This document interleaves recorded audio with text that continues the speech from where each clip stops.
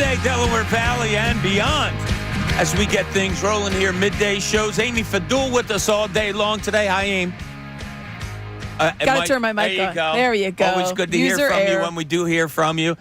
Ray Dunn producing today as we try to recover from yesterday's Brian Dawkins golf outing. Good time. So much fun. So many great people. It's funny just sitting on the side talking to Westbrook a little bit when he was doing a little putting contest when we were done the show. I said to him, I said, man, you guys have a really good crowd here in that, like, everybody's a good dude. And it goes beyond us, oh, my God, former athlete. No, we all know good dudes. We all know dudes that's kind of like, all right, I don't know. They're all good guys. Yeah, it was a really good group. Yeah, it Not really surprising was. For Brian Dawkins. No. And he's the type of guy that says jump, and all those guys say, sure, how high? Mm-hmm. And so really good outing yesterday. Hope you had fun listening to it. We're going to dive into a little bit of what Brian Dawkins, what Brian Westbrook, what Larry Bowa, what they had to say yesterday about the Eagles and the Phillies, because looking into it even more, you talk, you get the reaction, you're thinking of your next question, all of that, you're having the conversation, but when you dive a little deeper into it, it's fun to analyze it. So we'll go over some of that fun stuff today. But you know how we start things off. Now, the front page. The stories everyone's talking about. 97.5, The Fanatic. Awesome night at the ballpark last night. That's the best way to describe it in my book. Just awesome. Ray was down there last night. Once again, Amy. It was funny because I drove by the stadium yesterday when I was coming home from the golf outing, and there was almost a life-size milk carton, like a 5-foot milk carton, and it had a picture of Ray on it saying, if you've seen him. Because he had not been for a while. He hadn't been to a game in 6 games or something like that, Ray? Must have been close to a week. It was like 3 weeks. Wow. Yeah. Oh, well, they were on the road for some of that time. Yeah, that's why they were missing him. Don't add context to it. It was a tough 3 weeks. Yeah, it was. So Ray was lucky enough to get, I think, 3 tickets for free last night. So he bopped around all the stadium buying beers for people, and he's got the life. I was like, late night last night. He goes, no, I was home by 12:30, whatever. I said, oh, okay, good for you. I was in bed at 9:15. Anyway, awesome night with the 3-1 win over Reese Hoskins and the Milwaukee Brewers, as Zach Wheeler gets you 7 innings, 5 hits, 1 earned run, 3 walks, 6 strikeouts. I put in my notes last night on this. It was workmanlike. It wasn't spectacular. I feel like his last outing was that way, too. Yeah, right? Yeah. I mean, he was through 5, through 6, 2 outs through 7, and still hadn't given up a run. So with any pitcher, man, he's going. He's that good that it was just okay, it was a workmanlike performance. He gives up the home run to Hoskins to make it a 3-1 game, but the Phillies close it out. David Dahl last night, who got called up because some injuries going on with the Phillies, I'll get into a little bit later. He went 2 for 3 with 2 runs, a home run, filling in for injured Brandon Marsh. Phillies had only 7 hits, only 1 extra base hit. That was the home run by Dahl. But that's how good teams win. And you're playing a good team. Milwaukee's a very, very good baseball team. So a good, I'll even label it to the game, workmanlike performance by the Phillies last night to get that 3-1 win. Johan Rojas gets a couple of hits and throws an absolute BB to get one of the slowest runners in the league. But you had to get him nonetheless. They get Reese Hoskins at home on a bang-bang play. Hoskins still hasn't hit home plate. He went for the 2-handed dive, then he kind of went for the swim move, but the one's arm that was going to swim to hit the plate was blocked out and rolled over, and JT Realmuto did a good job. Cool exchange between the two of them. Look, some great exchanges. Everybody knows it. You don't have to be an athlete. You all know it, that if you're playing somebody in anything, the one you want to beat the most is a friend or family. And you could see that on full display last night. Phillies bullpen. Listen to these numbers over the last 4 games.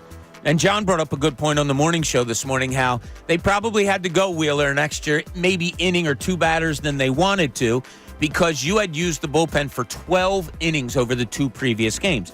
Well, here's their numbers over the last 4 games since they got home on Friday. How about 15 2/3 innings pitched, 9 hits, 1 earned run, no walks, 20 strikeouts. That's a .57 ERA for this bullpen. And they closed it out again last night. Really good to see. Confidence, we talk about this team. We'll go individuals. We'll talk offense. We'll go Rob Thompson. I think that the bullpen's been really underplayed. And Ray does a good job of spiking it in there every once in a while when he's going, can we look at this? You have 4 pitchers, and I'm just example, 4 pitchers in the pen that have an under 2 ERA. Mm-hmm. I don't know exactly what those numbers are now, but in Kerkering and Hoffman and Alvarado and all those guys, there's just extreme confidence. And, of course, Turnbull, when you have to use him also, maybe used as a starter. We'll talk a little bit more about that. Tonight, 6:40, Christopher Sanchez is on the mound. 3-3, 2.83 ERA for Christopher Sanchez.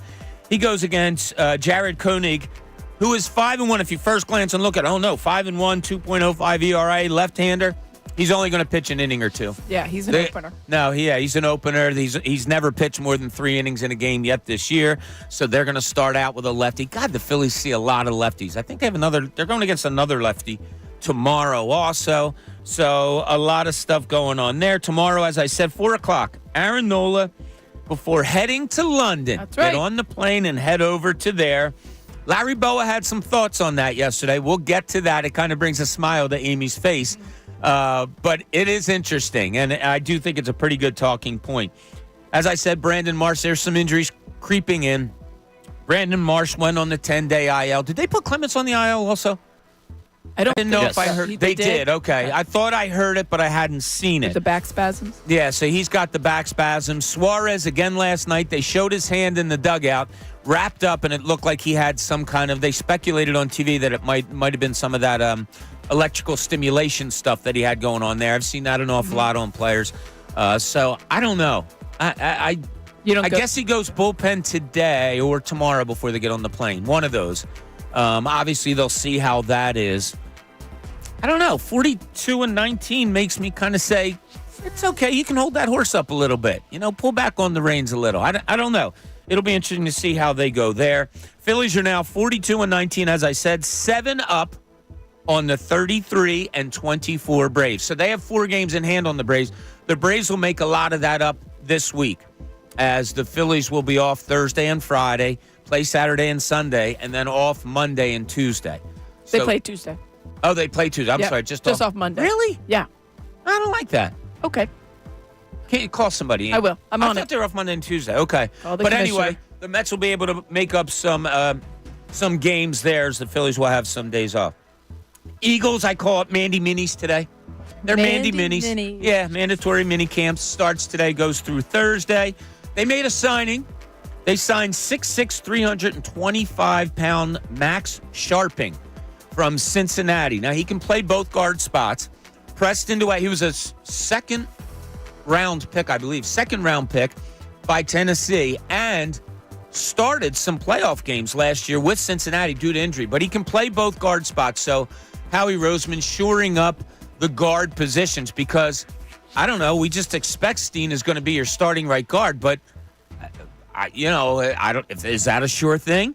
I think it's good to have multiple people there. So good signing, I think, by the Eagles just to get a look at him. We are hoping to hear today from Coach Nick Sirianni and or some players. We'll see what happens, but they're scheduled. What time is that, Ray? 12:30-ish? Yeah, around 12:30, you're going to start getting players and coaches speaking. Who knows in what order, and who knows? 12:30, that's Eagles Standard Time. So, well, the good thing is they do have practice after they speak. So I imagine the practice schedule they'll probably want to keep intact. So maybe we will get them all on time. On the national front, you have your NBA Finals starting tomorrow night, Dallas at Boston. I haven't asked you guys about this series yet, but I will. I kind of have a feeling of something, and I don't know if you guys are going to agree on it. Padres infielder Tucupita Marcano facing a life ban for gambling when he was a member of the Pittsburgh Pirates, gambling on the Pittsburgh Pirates. He was out with an ACL. Guys, they're out. They want to play. They have nothing to do. So you gamble on the Pirates? I don't know. That seems a little...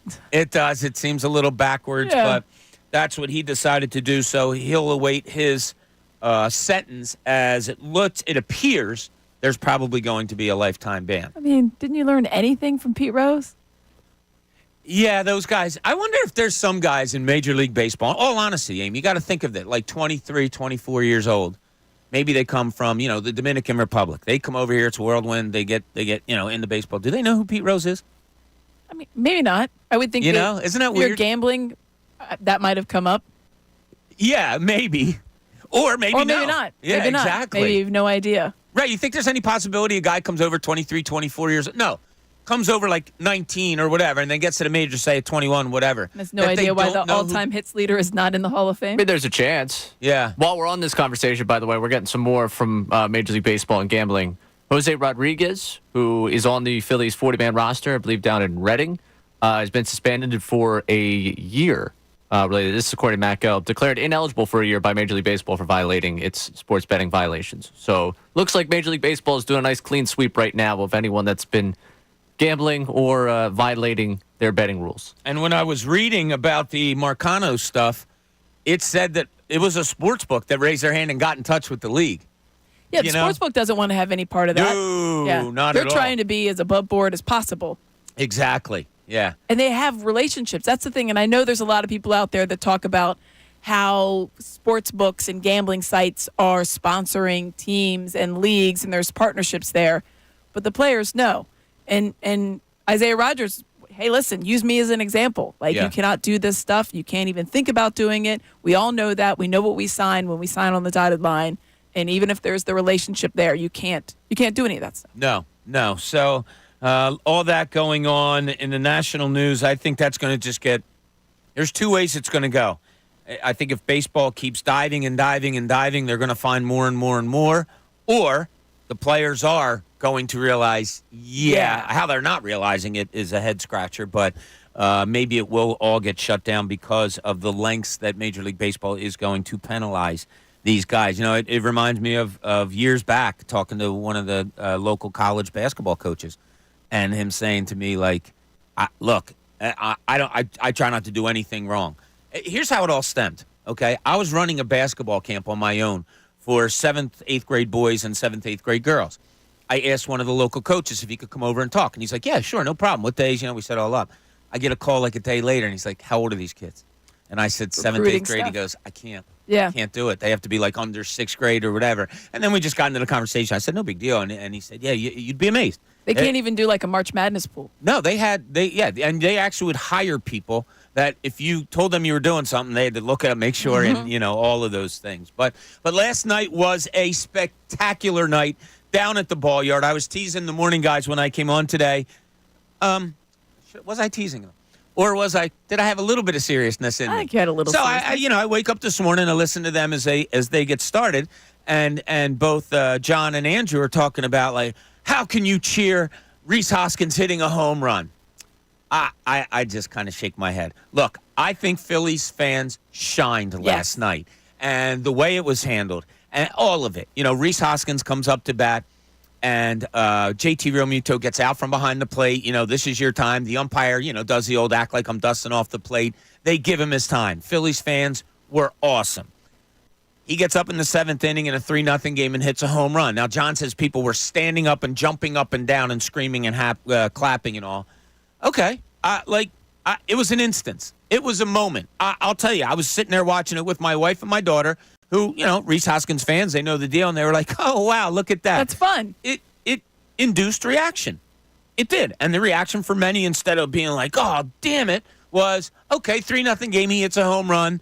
All right, have confidence in that bullpen that I just read you the numbers, that they're going to come in and shut this down. This Phillies team's good enough. I think that's what elicited the response. John and Andrew said, no, you're rooting against the Phillies now. So I was like, here's the nervousness of what they said this morning. For me, not nervousness, but I'll say how I viewed it.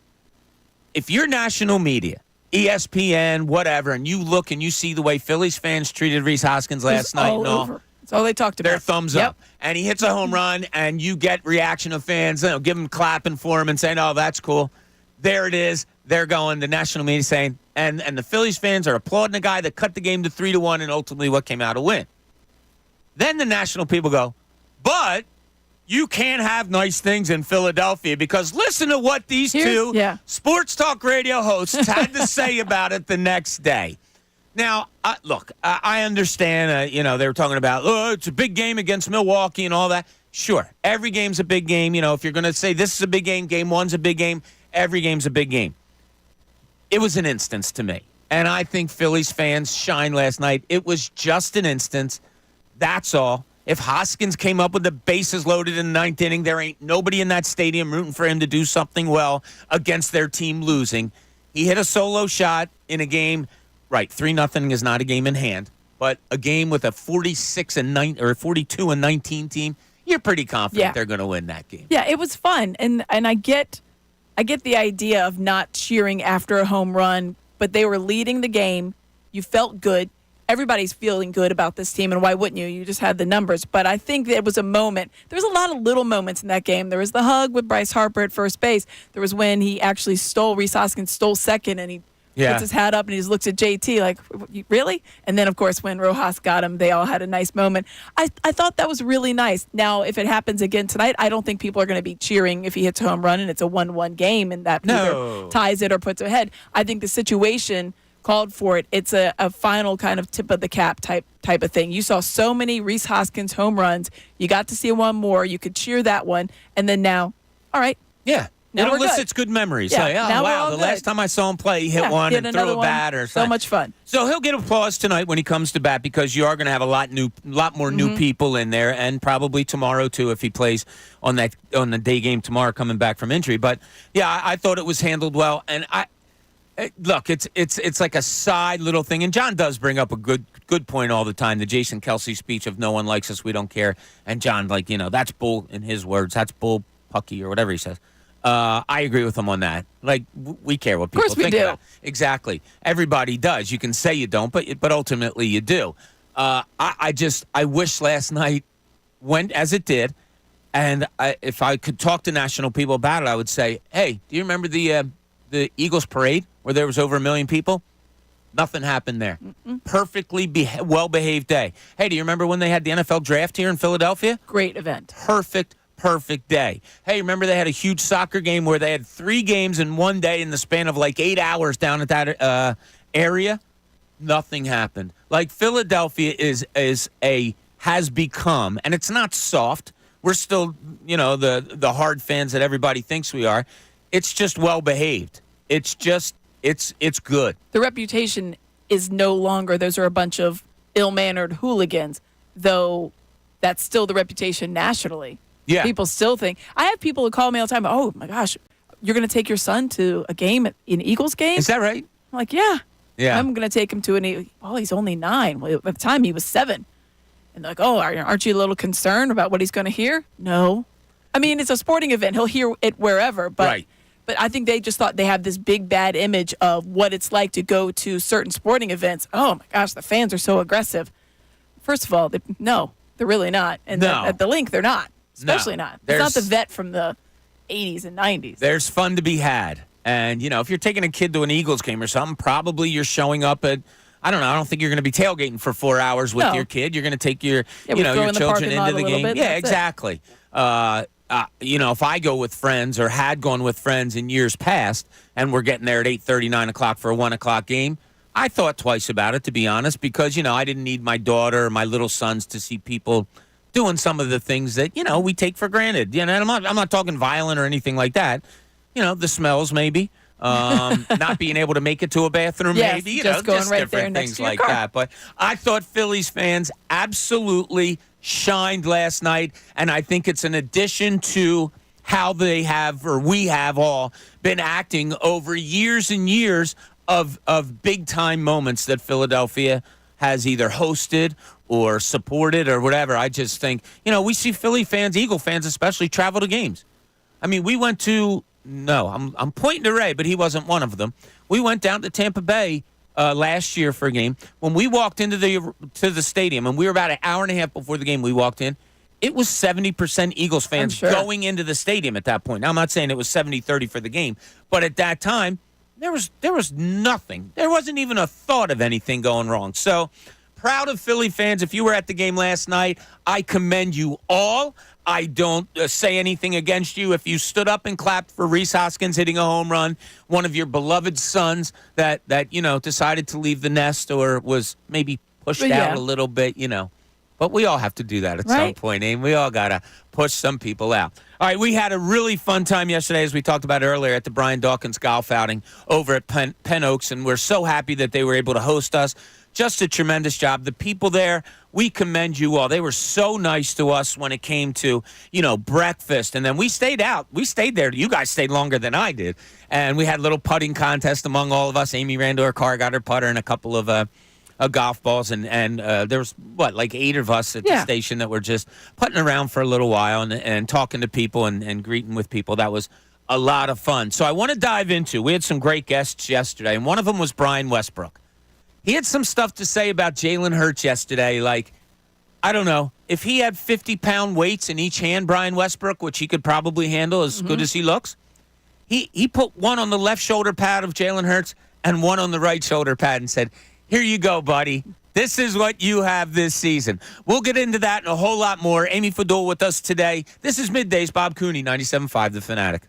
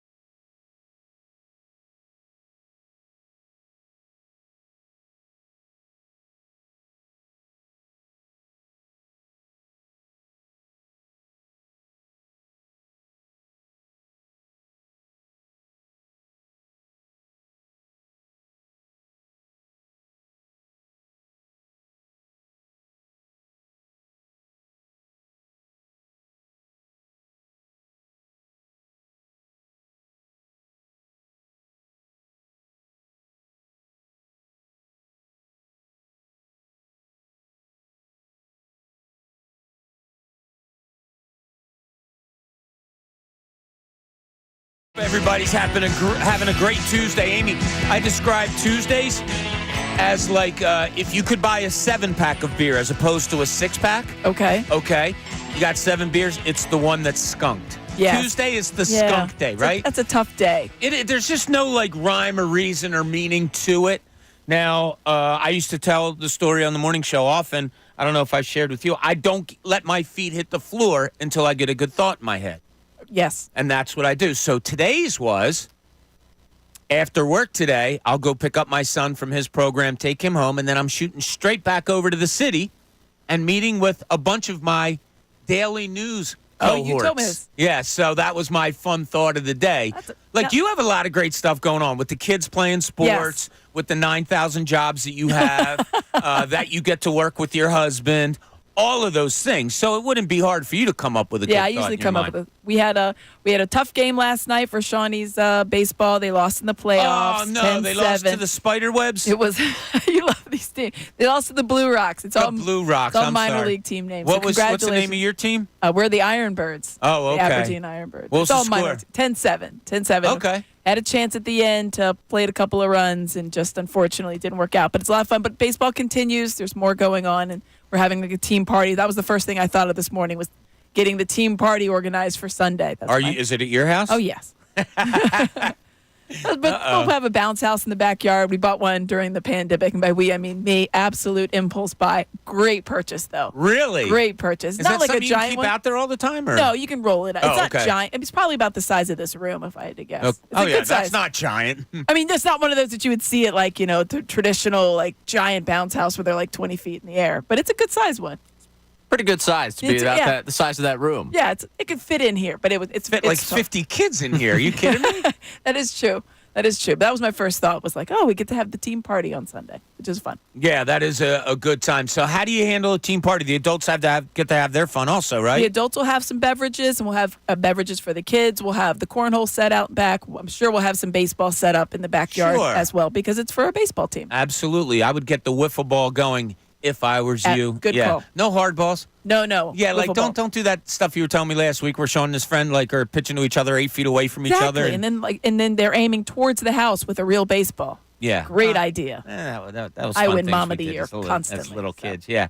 So yesterday we were out at the Brian Dawkins golf outing, and we got to talk to Brian Westbrook because it was cool because we could do offensive side of the ball with Westbrook. We talked defensive side of the ball with Brian Dawkins. Now, with Westbrook, we asked about all the weapons that this team has, but he said it doesn't really matter unless it comes down to this one guy. When you have weapons like Devontae, he has to touch the ball. Mm-hmm. You have weapons like AJ. There's so many weapons here. Everyone has to touch the ball, and they will. Maybe not in the same game, but they will. And so it's going to come down to this, and this is true in every team sport, especially here. Your best player has to play exceptionally well. And if Jalen Hurts plays exceptionally well, you're talking about a team that's going to win 13, 14 games and make a long run into the playoffs. If he's just middle of the road, turning the ball over, not leading in the way that he needs to, then they're going to be an average football team. Unfortunately, that's not kind of the sexy answer, but at the end of the day, that's the truth. Now, I love what Brian said. Makes you think, makes you wonder. If I were to ask you guys right now, is Jalen Hurts the best offensive player on this football team? Wow. I mean, it's hard to say that he has to be. That's a great answer. That is a great answer because if he's not, then nothing else doesn't works. let A.J. Brown be the best. It doesn't let Devontae Smith be the best. Nothing else would work. Yeah. Saquon Barkley, nothing that works. So Brian put it out there, like I said. He laid the 50-pound weights on each of Jalen Hurts' shoulder and says, hey, big boy, this is all you. I'm not going to say do you agree with Brian, but is there a possibility that he doesn't have to be his exact wording was, I think he has to be like exceptional. Does he? In your mind, does Jalen Hurts have to be exceptional for this team to get to 13 wins? Does he have to be top 3 MVP type of quarterback to get this team to 13, 14 wins like Brian said? I mean, I think the thought process is that your skill players are so skilled and so talented that you can have a slightly above average quarterback and you'll get there. I don't know that this offense will run if Jalen Hurts is not at an exceptional level. I don't know that. Kellen Moore's offense, we saw it in its biggest iteration down there in Dallas. And you needed to have Dak Prescott not make mistakes and throw on target, make good decisions. That is, and if you're doing that, if you're Jalen Hurts, if you're doing those things, then that is an exceptional level to him. He's too talented to be, no offense, Kirk Cousins, right? He's not that vibe. Kirk Cousins could come into this offense. I'm sure he could run it just fine. But I think for Jalen Hurts, if he does the things that are asked of him, as far as making the correct reads, reacting in a way that, that's not going to create turnovers, not make those mistakes, then that is an exceptional, because he has that level. I just don't think he's not capable of being just a middling quarterback. And when he is, it means he's making mistakes. Okay, so let me pose this question to you, and then, Amy, I want you to chime in on it. Is it easier, do you think, Devontae Smith, A.J. Brown, Dallas Goedert, good offensive line, great running back, is it easier for Jalen Hurts to be closer to what he was 2 years ago? Or do you think it's easier for him to be more middle of the roadish like he was last year? I think it's easier to be where he was 2 years ago. I mean, with all these weapons, and I keep going back to whatever the miscommunication was, whatever, some Dawkins got into yesterday talking about too many cooks in the kitchen, like whatever was going on offensively last year, whether you want to break it to Sirianni, Brian Johnson, Going Hurts, I mean, all of them share their blame in it, but clearly they were not all on the same page. Taking what happened last year, bringing back the weapons, bringing in another weapon, and trying to clean up all the mess of what that offense was, I can't imagine that it's going to be easier for him to be closer to where he was last year than being where he was 2 years ago. Like, I just look at the weapons on this offense. I look at what they've got to clean up and what I believe they can this offseason with the experienced offensive coordinator they brought in. And it leads me to believe that, it's much easier for him to be closer to where he was 2 years ago. Wow. That's saying a lot, isn't it? The guy had such a good year. He's probably MVP through about 12, 13 weeks of the season.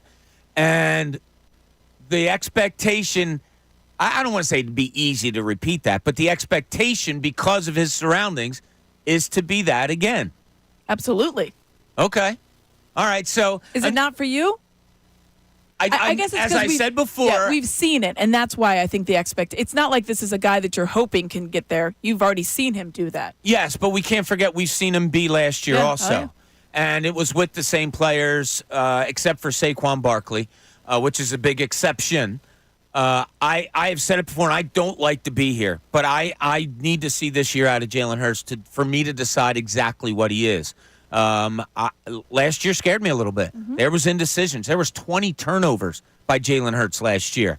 I just didn't like it. It's harder for me to get that bad taste out of my mouth of the last 7 games by the offense, and that whole team, Aim, I deemed them the worst team in football when it came playoff time last year. Not just among the playoff teams. You look at who the worst teams were. Carolina was the worst team in football. Carolina went to Tampa Bay the week before and lost like 10-0 and had 2 touchdowns called back or something like that. They were in a game with Tampa Bay as the worst team in football. Eagles go down and get shellacked by Tampa Bay. I just think they were the worst team in football when the season was ending last year. Okay, we would have been remiss if we didn't ask Brian Westbrook, former great running back of the Philadelphia Eagles, about the signing of Saquon Barkley. The reason why you go get Saquon is because you want to protect your investment. Your investment is the quarterback. You put weapons, A.J. Brown, Devontae Smith, Dallas Goedert, around your most valuable component, and you try to protect them. And so now the defense has to think about another thing. I just think about when we had T.O. on the team. Instead of the defense is focusing on me and Donovan and Pinkston, now they have to worry about another weapon and out of the backfield. And if he could catch it in space, he can make anyone miss. He can take it to the house. He has the speed and ability to do that. And so now you have to take a half of your eye and put it on Saquon. That takes away from the attention that you have to pay to the quarterback, and that just helps the offense. And so now you're saying, how do we get the best of Jalen? How do we make sure that he has the best season that he can? Well, you give him a running back that teams have to respect. So there was a little editing done to that quote there, as Brian said. It was like having to cover Terrell Owen, or what do you say, McNabb, him, and then he threw in Pinkston. Todd Pinkston. And we all started laughing, and Brian caught himself and laughed with us. That was edited out. But his meaning is great, and what he's talking about is absolutely true because Saquon Barkley is still that guy that you try to one-on-one cover him, shadow him with a linebacker coming out of the backfield looking to catch passes. I'll take that challenge pretty much every day of the week. I mean, he's such a tremendous, he's such a tremendous, weapon for them. And I know we said that in the past, and we did ask him about that. And I thought that he answered it so honestly because here's a guy that's watched what Saquon Barkley did. Sorry. That's all right. I had to clear my throat. Yes, you did. But he watched what Saquon Barkley did, and he's such a physical player, too. And I think that's the dynamic that's going to be a little bit different from what we saw in the past. I know DeAndre Swift was supposed to be that kind of dynamic back there. Physically, he's not the same as Saquon Barkley. We've seen it before, obviously, with the Giants.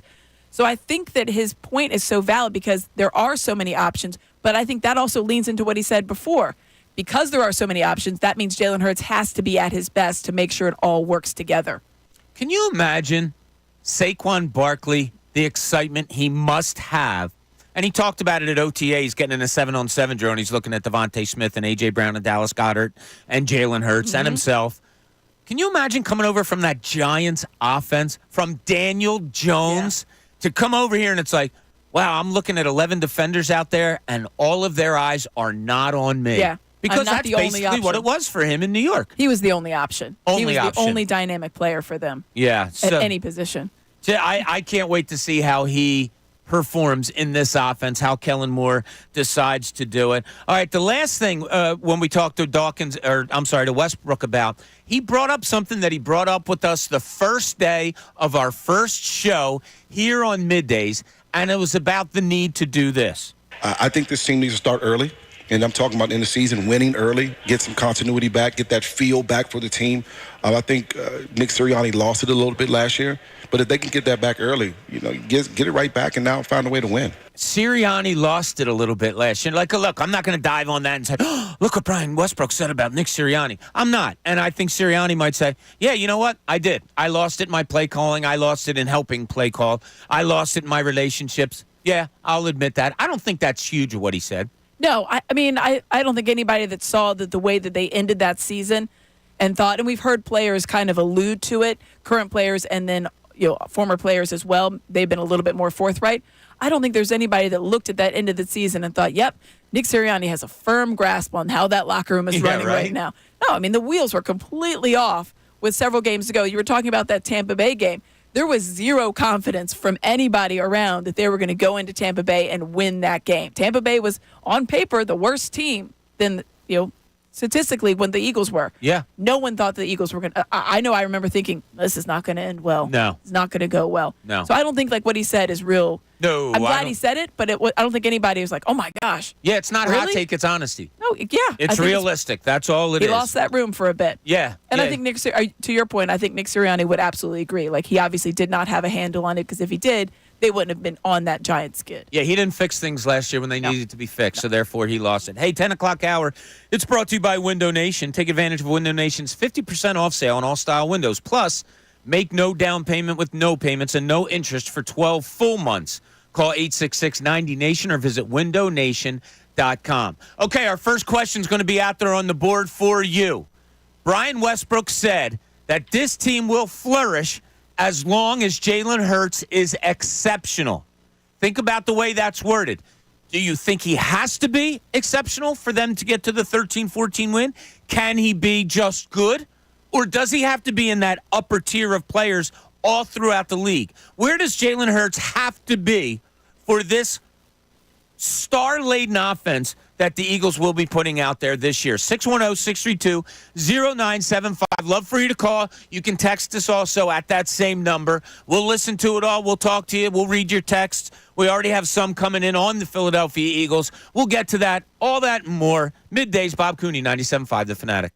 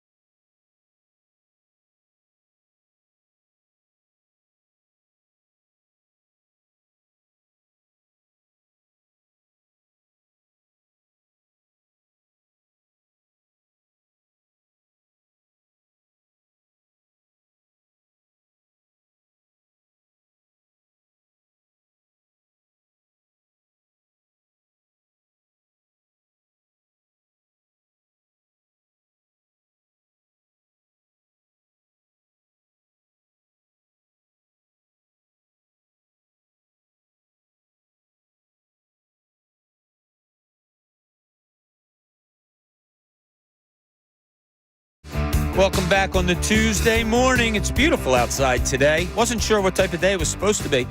Got out of the house. I didn't watch the news last night or anything, Aim, because I went to bed early. You guys wore me out on the putting contest yesterday, but didn't see the news. Went outside this morning to leave. My wife is nice enough. She walks me to the door every day. That's very Isn't that nice. cute? It is. And I walked out. I was like, oh, it's kind of warm today. What's it Yeah. supposed to be like? Then when I got in the car, looked up, going to be a beautiful day today. Very nice day. I think it's yesterday. and that's going to be a hot one today too. Yeah, that's all right. That's It's what summer. summer's all about. That's what summer's here it's for. Not, actually, it's not summer. One of my sons, our son Tommy, not summer yet, Dad. Summer solstice. So he's it's a like, what is it, June 21st or something like that? All right. Okay, He's yeah. a stickler, and I appreciate that. He is. So want to throw out some good luck to our program director, Scott Masteller, who's having a procedure done today. So just want to, throw little prayers up and out and over to him. So hopefully he gets some stuff taken care of. That All he has goes well? Yeah, exactly. So, and anybody else that's going through anything, we wish everybody a whole lot of luck. All right, Ray, we were talking Eagles and what Brian Westbrook had to say during the first segment. We got some texts on it. As our question out there to you is this: how good does Jalen Hurts have to be for this team? You look at it and you have an A.J. Brown, a Devontae Smith, a Saquon Barkley, a good offensive line, a great offensive line coach, a Dallas Goedert, all of those things. You would think, anybody could be there and do that. Where does Jalen Hurts have to be this year? Does he have to be that MVP caliber in the discussion of winning that award for this team to be successful? Can he be a little bit below that simply because all of the talent that surrounds him? What say some of the texters, Ray? Anthony in South Jersey checking in. With the amount of weapons the Eagles have this year, there's no excuse as to why Jalen Hurts can't be the same guy 2 years ago. The training wheels are off. Get it done. Training wheels. Did you ever think that's an interesting term, Anthony? I like that. But did he ever have training wheels? I guess it was a 9-7 season. Was that training wheels? 3 years ago. Yeah, when they made the playoffs against Tampa and lost down there. Yeah, that was the training wheels. Okay. Yeah. And then he skyrocketed to MVP contender. And that's when the expectations also skyrocketed. When you've seen it and he's performed at that level with similar talent around, why can't you do that? I mean, we all know what happened last year and the mistakes that he made. I think that was a lot. That's part and parcel for how that season went. I think it's together with the offense and the way that it was run. And I think a lot of things are, factored into that. Maybe he was trying to do too much, and that's, the training wheels are off for him. The time for him to make those mistakes are now gone. You cannot have that again. I think anybody after 3 years as a starter, I don't care position, training wheels are probably off, right? No. Yeah, you have no more training. Right. Now, N'Kobe Dean probably still does have training wheels. He doesn't need to have them. We don't want him to have them. Right. Do you think he still has them, though? Well, what's he started? 11 games or something in 3 years, if that much? And now you're being asked to. Now, we haven't heard this talk yet on him that he gets the green dot going into this. I don't know if he does have it or not. Yeah. Those are questions that'll be answered as these Mandy Minis get going. But I would say he still has, although we don't want him to. You don't want anybody really to have training wheels if they're going to be a starter in your drafted in the first round. team. The expectations are that's very limited training wheels. I feel like training wheels are for training camp, and then once training camp's over, it's like, all right, here we go. Okay, you know what I mean? Okay, so we can give N'Kobe Dean his training wheels during this training camp, and then once the regular season starts, they're off. He's a two-wheeler. Yeah, you're two-wheeling it there for us, guy. Or a unicyclist. Even Maybe. Harder. Let's do that, like Even a red better. panda vibe. All right. Yeah, exactly. Who doesn't love red panda? Now, how did she tear her ACL? I never understood. Did she do it performing? That she is the most magnificent halftime performer in the history of the world. Do not question how she gets injured. Okay. No questions on Panda. She is riding a The red unicycle. Panda. Yeah. And Panda is the best. Like who? I got to ask. How do you even come up with that? So one day her parents came home and they're like, hey, whoa. Look. I don't know what her real name is. Get off that unicycle and give me my dishes back. Like, what? Flipping them up on my head with my foot. I saw guys going through toilet seats at halftime things, throughout the when I was covering the league, you would see all kinds of entertainment guys at halftime. holding ladders with their chin. Yeah, like where the hell do these guys go out and practice? Like, as a father, did I have to come home one day and go, Ray, put the toilet seat back on and stop climbing through it, will you please? Put the ladder back over here. Yeah, I don't understand it. All right, Ray, you got another text? Yes, we got one more text. Little off rail there. John B. checking in. If I may, I would correct B. West and say in order for the Eagles to have a good season, a.k.a. 12, 13 wins, Hurts needs to have a good season. Hurts needs to have a great playoff for us to get another trophy. So I think he's looking at that as an exceptional postseason. Doesn't have to be an exceptional season. Only good gets you. It's funny. What was his name? I'm sorry. John B. John B. 12 or 13 wins is what he put out there. Isn't that better than good? That's better than a good. A good season is maybe 9, 10 wins. That's a good season. Yeah, 10 wins. 13 wins is a very good season. That could be an NFL leading win total. Yeah. 13 wins. That's a great season. I think 10 wins is a good season. I think 13 is a very good season. 12 is very good also. Yeah. I think in this context, they're just looking at Hurts. Okay. So if he's just good, they can still win 12 or 13. I think that's the point he's trying to get across. Okay, here. and that was the question we asked. Fair enough. John B., good job. Johnny B., what's that from? Johnny B. Good? I don't know. No. Oh, Outer Banks. Did you guys watch that? Outer I Banks? watched a little bit of it. I did, don't. God, you give me a look of disgust for doing. I don't like it. What is the Outer Banks? It was a series. I think it's 2 or 3 Netflix. Seasons. Netflix. Yeah. About these teenagers that. I'm shocked these you saw wild it. Yeah. Is this like High School You guys Musical? forget. Kind of, sort of. Okay. You guys forget. It's nothing like high school. No, I it's don't not know. like it. It means I'm like saying my like you interest talk- in yes. it. It's like it because the you're only reason interested I in knew about High School for your Musical was daughter. because my daughter. That's what I And the think. only reason I knew about this was because my daughter and her boyfriend. They watch it. They watched it, so it was like summertime. You know, all right, we'll watch it. Like a with you, reality so. show? No. Oh God, no! No. It's as fake It's as like- could be. Like oh, there's so like a- 16-year-olds being played by 28-year-olds that are like discovering treasure in South America. Yeah, it's crazy. At the Outer Banks. Well, they're based in the Outer Banks, but they do all these exploration things that Right, take them because they got the all little over motorboat. world. They took a motorboat to South America from the Outer Banks. It's just seen it. way out there. Okay. Yeah. It was entertaining, I'll say. All right. And Yeah, I little mean, bit a lot of people I outlandish. know ended up liking it. Yeah. So I'm cool. I'm Just a hip. TV You show. are hip. Yeah, good for you, Bob. I'm down with Johnny B. Actually, I think my daughter's boyfriend had a crush on Johnny B. I was teasing him about it all the time. I'm sure Yeah. he appreciates you sharing that. Yeah, I don't care. Yeah. What's he going to do? Anyway, we get back. Brian Dawkins also spoke to us yesterday about the Philadelphia Eagles. And guess what? He spoke to us about the defensive side of the ball. We'll take a look at that when we get back. Some more Phillies talk. Amy's here with us, as is Ray Dunn, our exquisite, today is the word, producer, Ray Dunn. This is Middays, Bob Cooney, 97.5, The Fanatic.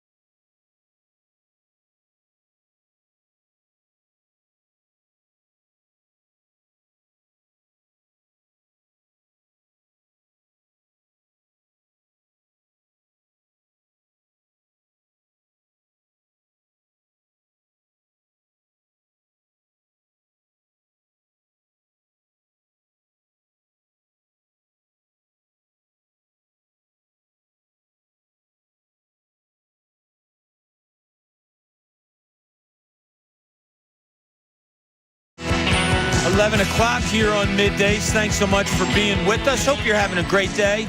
Hello to all our YouTubers. As I just logged onto our YouTube page to see how everybody's doing. Mopar has some stitches or something. I don't know. I missed out on that. Hope you're okay, buddy.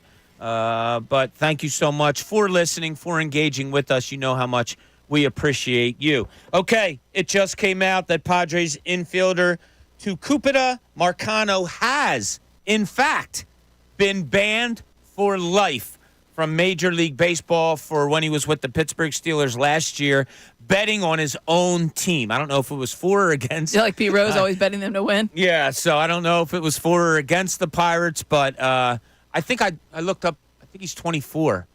Banned for life. Your life taken away. Not your life taken away, but your livelihood. Goal of livelihood is taken away. So I kind of threw it to Amy as a fun question. Maybe we'll make this a fun summer question. What's something that you could not be? You had a great answer.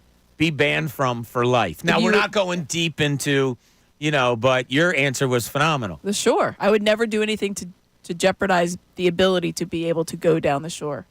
To not be allowed back in that town? Right? Like no, just anywhere. The shore in general. The shore in general. Because I'm like not if they said, Amy, you're not allowed to drink you can't come on to the New beach. Jersey. If you do, you can never come to a sandy part of New Jersey again. Yes. She would never drink on the beach. Yeah, I would not put that in jeopardy. That line was just strictly in reference to the Margate thing. Yeah. Yeah. I got you. Yeah. You are not allowed back here. All right, Good Karen. luck. Thanks, Karen. If anything, like I don't know Kylie where Kelsey ratcheted up in everybody's minds. I don't know where a person has to go. Now, look, we only have our mind to compare anything to. I don't know how your mind works or Ray's or whatever. But where the hell does somebody think they can get to that point where you're telling somebody we won't let you back into a town? Like, oh my God, that's the kind of person I do. Yeah, that's sure. Done for me. Ray, you have anything that there's Oh, I got one for you. Oh, I know. Good. We all got it, right? It's Phillies games. Phillies games. Yeah. If you did something, if they said you can't sneak in a flask, otherwise you're banned for life, you would never even look at a flask again. No, I would actually go around collecting from people I know, throwing them out. To make sure you Yeah, no way I could ever be banned from Citizens Bank Park. That would be a dark day. That's a good one. If you have one, this is a fun little thing to do. If you have one, something you just couldn't be banned from for life, something fun. 610-632-0975. I'm trying to think what mine would be. If I got banned from life from never go play golf again. Oh, I would. Yeah, no. That would be bad. That right? would be horrible. I wouldn't enjoy that. Yeah, that's a good one, Aim. That's a good one. Like if I went on a It course. just made me think of it because we were at the golf course yesterday. Yes. No, you're exactly right. Like if they could say something as simple as, Bob, listen, you can never drink a beer while you're playing golf on a golf course again. Well, that wouldn't be a real challenge. Like, people, I would never even think about it if it cost me playing golf. Yeah. So that's a fun one there. But if you have one, it's a fun little topic. And Ray, we're talking about the Eagles, Brian Westbrook, offensive side of the ball. You say we have a few more texts on it? Yeah, we do. A couple more people checking in on the offensive side of the ball. We got Bill in Utah saying Hurts needs to be a top 3 QB. This is now based on the head coach and offensive coordinator given the system to be great. Poor play calls were the reason he wasn't a top 3 quarterback. He has to be a top 3 quarterback is what he said. Yes. Wow. So Gosh, Mahomes that's like, is so where are number we one. at? That's the first thing my mind goes to, too. It's like, where are we at right now? So Mahomes, Allen. So, then you throw in the Josh Allens. I don't think we can throw in the Aaron Rodgers anymore. But the Josh Allens and Joe Burrow. the likes, Joe Burrow. Lamar won MVP last year. What's Lamar that? Jackson. Yeah, Lamar Jackson. Maybe top 5. Has to be a top 3. Wow. Or is he playing so well that the results will demand that he is that? I mean, you know what I mean? Chicken or the egg? It really is that, right, Aim? If a decent quarterback can hit A.J. Brown on a crossing pattern, and A.J. Brown's skill takes a 10-yard reception, 80 more yards for a touchdown, does that make quarterback Jalen Hurts better than any other quarterback that just threw a 10-yard in? It's weird. He should benefit greatly from the cast surrounding him. I think it's both. I think that the cast will benefit from him because he's going to be more focused, and if he's playing at that high level, a top 5 quarterback level in the league, then it'll also come with that. Like, they're going to benefit, and he's going to benefit from them. Devontae Smith making those grabs, such a reliable third down receiver, right? This is a guy, he's going to make anybody look good because you're going to be able to convert those first downs when it is third down because of what Devontae does. But Jalen Hurts has to be good, too. He has to put the ball where they can catch it. He has to not make the mistakes. He has to read the progressions correctly. It's almost like I put in my head, who's going to be more responsible for him being, let's call it, really good this year? Is it him or is it the people surrounding him? Who would be more responsible? It's interesting to look at. What else we have, Ray? This one goes right down this line as well. Hurts needs to be the best quarterback in the NFC. Who's better? Goff, Purdy, Dak? All the best QBs are in the AFC.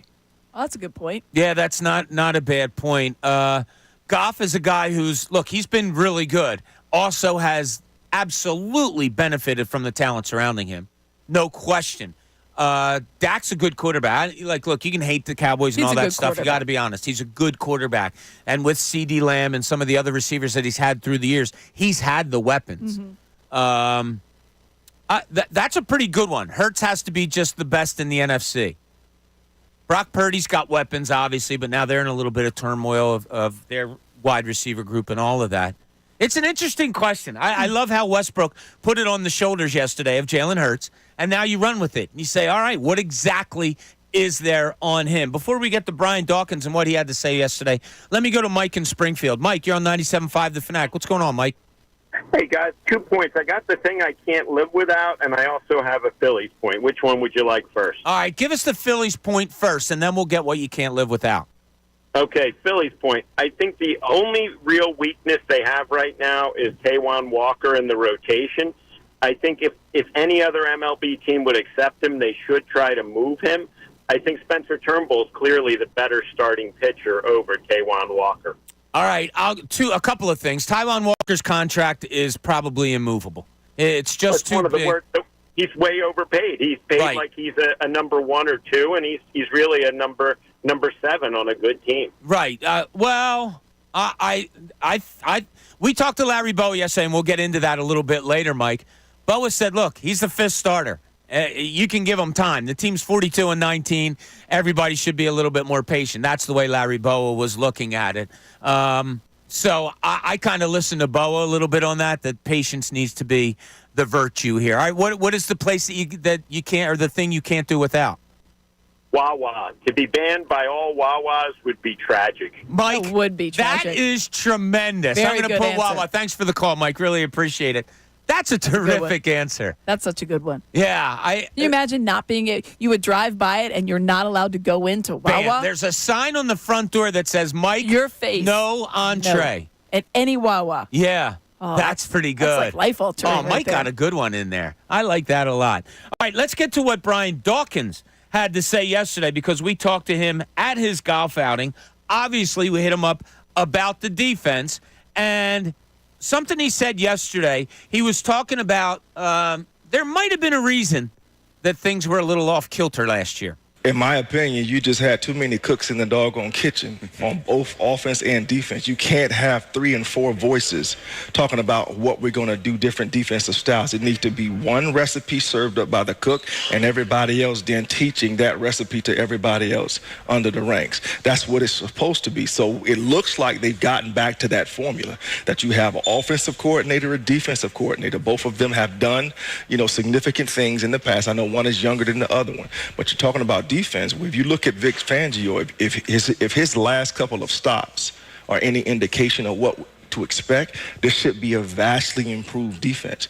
And number one, discipline. This should be a much more disciplined team, technique sound team, tackling team, because his teams are that. All right, first thing is first. Does anyone use the phrase doggone better than Brian Dawkins? No. I mean, that's like when he said it, it's like, of course, next to me, it just brought a smile to my face. Too many doggone cooks in the kitchen. There's only you have to have that little southern twang to get that in there, and he does it perfectly. But I love what he said. He's like, okay, too many people trying to figure this out.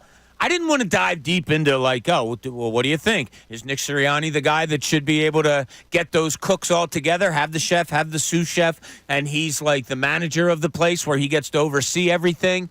What do you think exactly Dawkins was referring to there? I think really for me and what I took away is there's one orchestrator of that, the one cook, chef, or whatever in his example, and then the language needs to be the same all the way down. When you're talking about having too many cooks, that comes across to me as too many voices, too many differing types of whether it's the language, whether it's the style or anything. You got too many people coming at you, and then that's where the confusion comes in because, oh, well, I was talking to this coach and he said this and the other coach said that, and now I don't know what is the singular voice. So I think for Nick Sirianni, that's his job.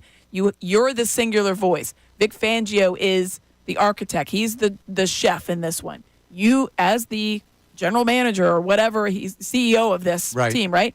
He needs to make sure that there is a singular voice that trickles down instead of a bunch of little voices and people. It's fine. In their rooms, in their meeting rooms, you can have all the input you want. But when the plan is laid out, one voice, one cook, one guy to be like, this is what we're doing, and everybody else is on board. If you have opinions, you voice it before when you're in the room together. You don't start going in that locker room and say, oh, well, maybe if you don't do that. That's where the confusion comes. That's how I took it. Yeah, I was wondering, Ray, if we had the time and it was a different setting and all, you do an interview a little differently when you're at somebody's golf outing. And not that it's all fluff, you want to get answers, but we couldn't dive too deep into it as time was restraining. I would have said to Brian Dawkins, Ray, and let me know if you think this may have been the factor. Do you think maybe back in the day when Brian Dawkins was playing here, that Jimmy Johnson was the only voice of that defense?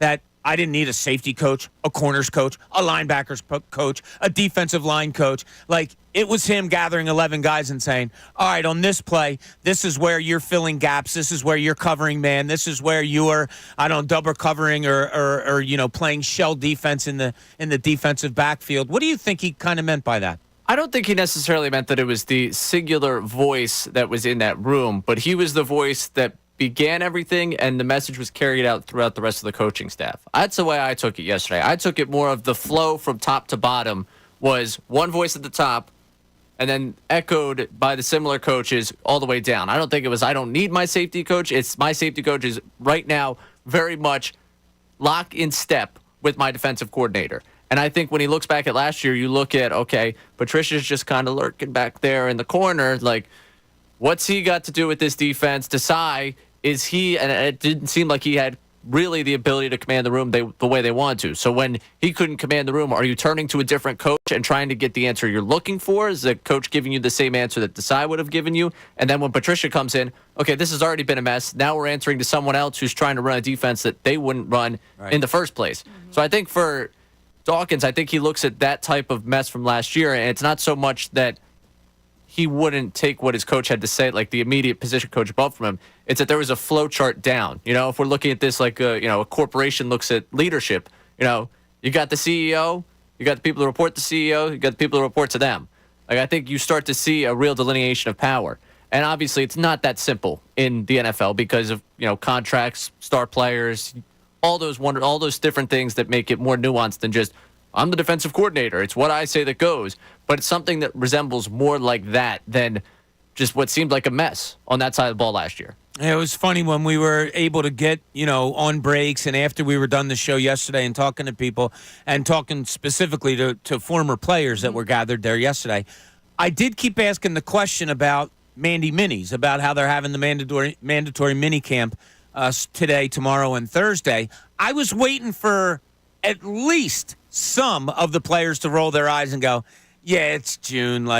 But no, everyone to a man that I spoke with and even got into detail with, they all thought it was perfectly right that the Eagles are in there today, tomorrow, and Thursday, and that they're working. And we asked Brian Dawkins about that also, and here's what he had to say on that. When you have two new coordinators who are now teaching probably implementing new systems, new terminology, it's very important to maximize every hour of every day that they're in that building. So what do you think's going on in these Mandy Minis? Do you think it's hard work, or is it like, okay, let's walk through the plays, then we'll run through the plays, and then we'll go full speed? Like, that's how I was always taught, growing up and watching coaches, professional and college coaches. A lot of times it was, all right, I'm throwing something new in here. Let's walk through it first. All right, let's do it 3/4 speed. all right, now let's try it full speed. You think that's kind of maybe what it's I think like it's now? kind of like that because you heard Brian talking about the new coordinators. These guys obviously have been working with some of the guys in different instances, whether it was the rookie minicamp or these OTAs where most of the team was there for those organized team activities that were last week. But I think, he basically stopped short of saying it's almost imperative for these guys to have this time because of the new language and the new installment of these offenses and defenses. But I think it's probably a more condensed version of what you're saying. I don't think there's all right, we studied it, let's walk through it. I think it's like, we showed you this is what we talked about it, let's run it. Let's run it, and let's run it until we get it right, and then we're going to keep on running it until we get it right every time. I think it's a little bit more fast-paced than that because they do expect these guys to be able to pick this stuff up, and because they just, for a majority of them, say one or two players, everybody was there for the OTAs. Just a reminder that we believe Nick Sirianni will be talking at 12:30, and if he should, or some players, whatever, we're gonna run like an audible and get down there and have that for you to hear what they have to say. Maybe he'll explain exactly what they're looking for at these mini camps. Yeah, I really was expecting maybe a Hollis Thomas yesterday, a Darwin Walker, those guys to say like, nah, you get in there and you do the work, but the real work starts in July. I guess it's because of what happened last year, and because, as Brian Dawkins pointed out, you have new coordinators. There's a lot of new stuff to learn and a lot of getting used to your new coach at your position. And that's the thing, talking about it's not just terminology, it is getting used to them. Right. I mean, there's the relationship that you have to have with that coordinator, especially for the featured players like A.J. Brown, Devontae Smith, Saquon Barkley. They have to have that rapport with a guy like Kellen Moore. So when he's implementing it, because let's face it, everybody's got their ideas, but it's more of a two-way street than I think people might realize. If Kellen Moore comes to them and says, this is what I want to run, and these guys look at it and be like, what if we had, he's going to take their input. Because they know what they can do. They know what they're capable of. And Kellen Moore said that. He said that when he was talking before this whole summer started. Like, I'm going to take input where I can get it. I'll take it from Nick Sirianni. He's going to take it from the position coaches and the players as well. So you have to have all of those lines of communication. So I think that when you're thinking about, and the reason I think the players didn't kind of roll their eyes is because they've been in it. They know what it's like. They know what these mini camps do and how they can get everybody on the same page, because training camp, we joked about being training wheels. It really is like, this is it. Like, this is our only time to really work on this stuff. You say you're going to work on it during the year. You can't work on these things. You kind of tweak for the game that you're playing. Everything needs to be kind of locked in by that point. So I'm sitting around last night. The girls watched what was last night? Monday night show up in the family room. I went downstairs to watch the Phillies game. I swear, it went to a commercial, and I just started laughing. What I was laughing at was the promo that we had playing during our time yesterday at the Brian Dawkins golf outing of Brian Dawkins yelling at his teammates to go have fun. And I swear, I was like, I want to try it on one of my kids. My kids are too old probably to do it. I'm going to do it to your kids. Come on over, yell. It's funny. I just want to see a kid's reaction to an adult yelling at them. My God, go out and have fun. Do what you do. That was part of the promotion yesterday, because we did a lot of clips of Brian Dawkins talking to his teammates yesterday. And I would love if Nick Sirianni heard anything and said, wow, Brian Dawkins said on 97.5 The Fanatic last week that his message would just be to look at that team and go, are you embarrassed? Mm-hmm. Are you embarrassed or aren't you? And when he said that the other day, or it was, I guess, 2 weeks ago when we had him on the show, when he said that, I was like, my God, 3 words and you would run through a wall. Absolutely. Yeah. I wonder if they go back much. Because when we talk to the players, I try not to dive into that personal stuff of, how often do you come back and get to the team and watch practice. But I wonder if there is hey, Brian, can you come talk to the team? Because I think it'd be egregious if they didn't. Honestly, that was what I was going to say. Why wouldn't you do that? How could you, not want to include and have a guy that's such a tremendous leader, viewed so well around the league, clearly a Hall of Famer, has the jacket, but just his presence and the way that he played, I think that would be something that I would want to have in a locker room. It would surprise me if that hadn't have happened at some point, or you want it to happen. Oh, absolutely. Right? Like, why wouldn't you want that? Oh, God, yeah. That's like a shot of adrenaline. If, It's like, you could get a needle and shoot yourself with adrenaline, nah, just have Brian Dawkins walk in You here can have- for 2 minutes. And you could do it across the board. Yeah. You could have certain players come back, Phillies players come back and talk, if you're, if they start struggling or they were struggling in the past. I think you've seen certainly. And also, I feel like some of the players, they don't want to overstep, so they're not going to be the ones to be like, hey, I could really get that locker room and shit. I don't think they want to overstep that, but I would imagine if they were asked. You can always use a little help. I don't care who Jason you are. Kelsey's been around that locker room. He said as much as he's almost been playing this past summer. How about that? He said he's been out there a lot. Good. Which is great. Like, of course. Like, hey, get Kylie in there, too. An all-timer. Yeah, let her talk some smack in there. We love that. All right, when we get back, you guys know me, Amy and Ray, that I don't really get bothered by a lot of things. My disposition is kind of, I look for the positive, look for the sunny. I'm not going to say something is bothering me, but something is starting to annoy me a little bit here. And it may have started right here at this station. I'll let you know what that is. We have a whole lot to talk about today with Amy Fadul. Ray Dunn is the exceptional producer today. I'm Bob Cooney, middays, 97.5 The Fanatic.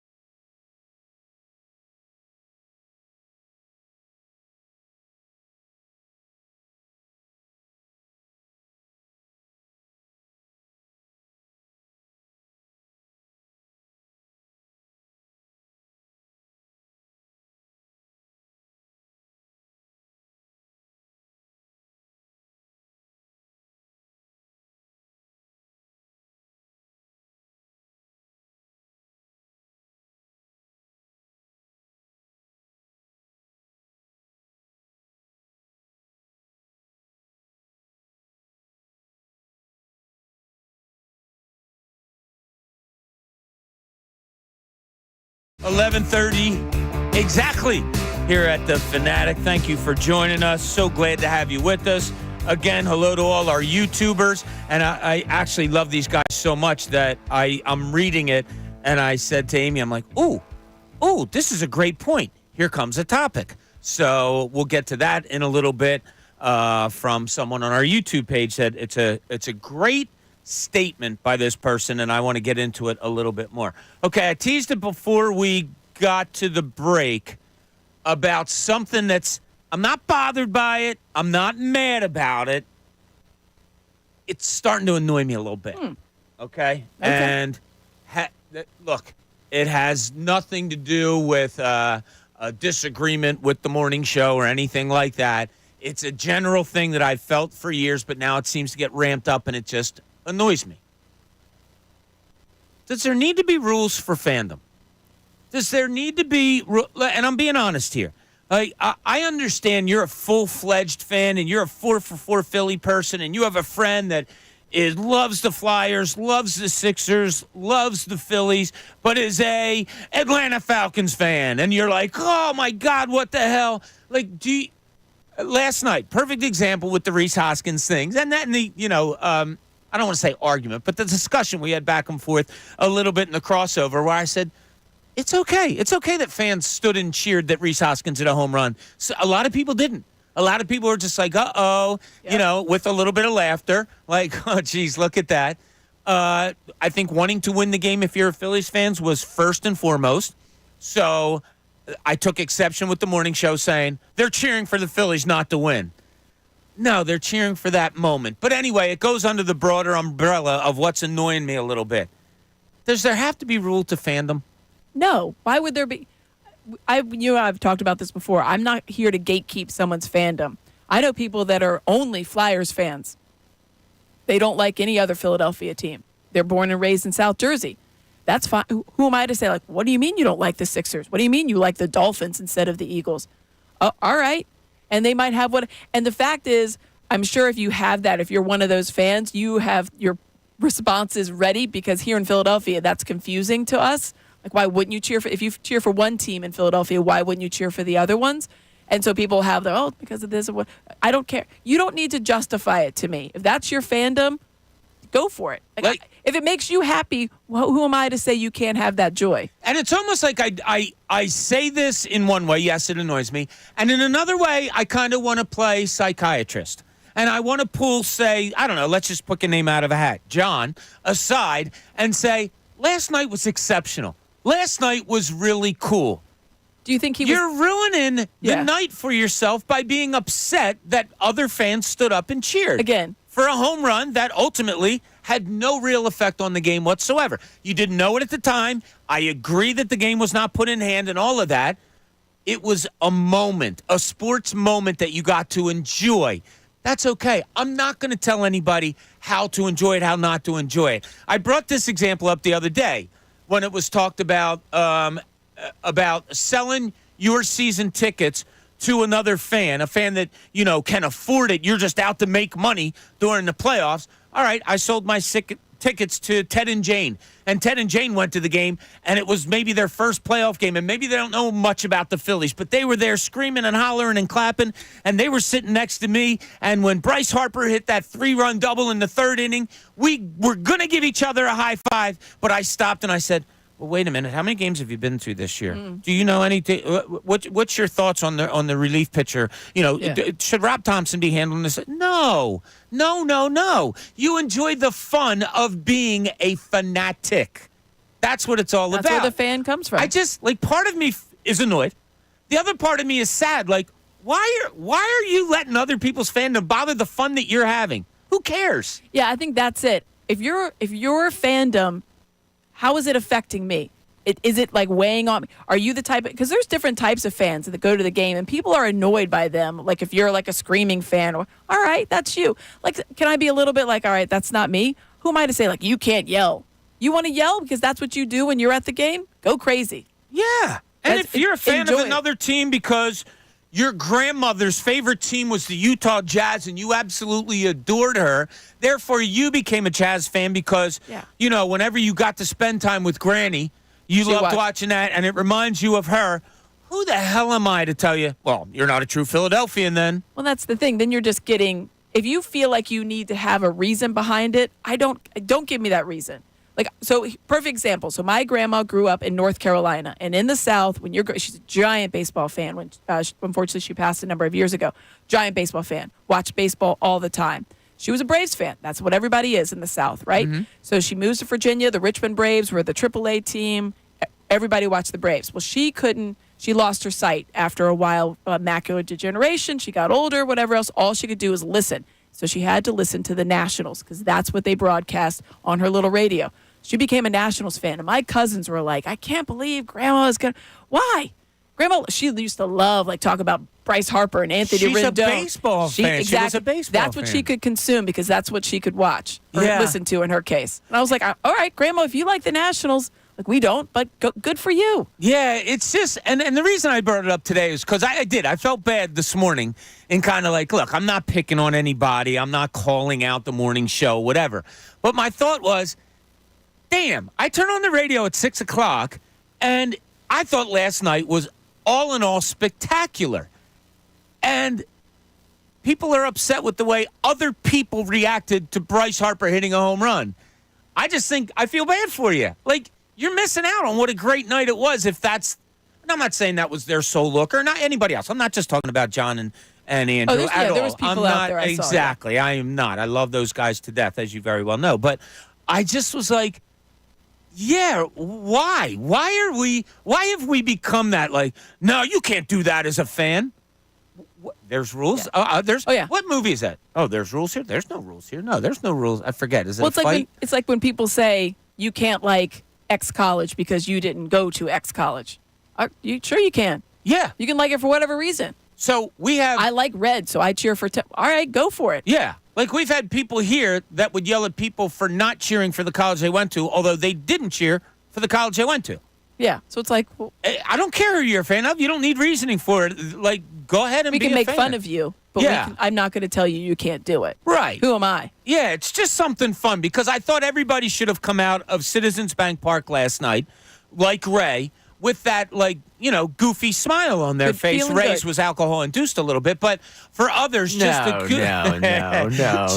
goofy, that was fun. That was cool. Reese Hoskins got thrown out. Reese Hoskins stole a base. Reese Hoskins hit a who-cares home run. He got the standing ovation.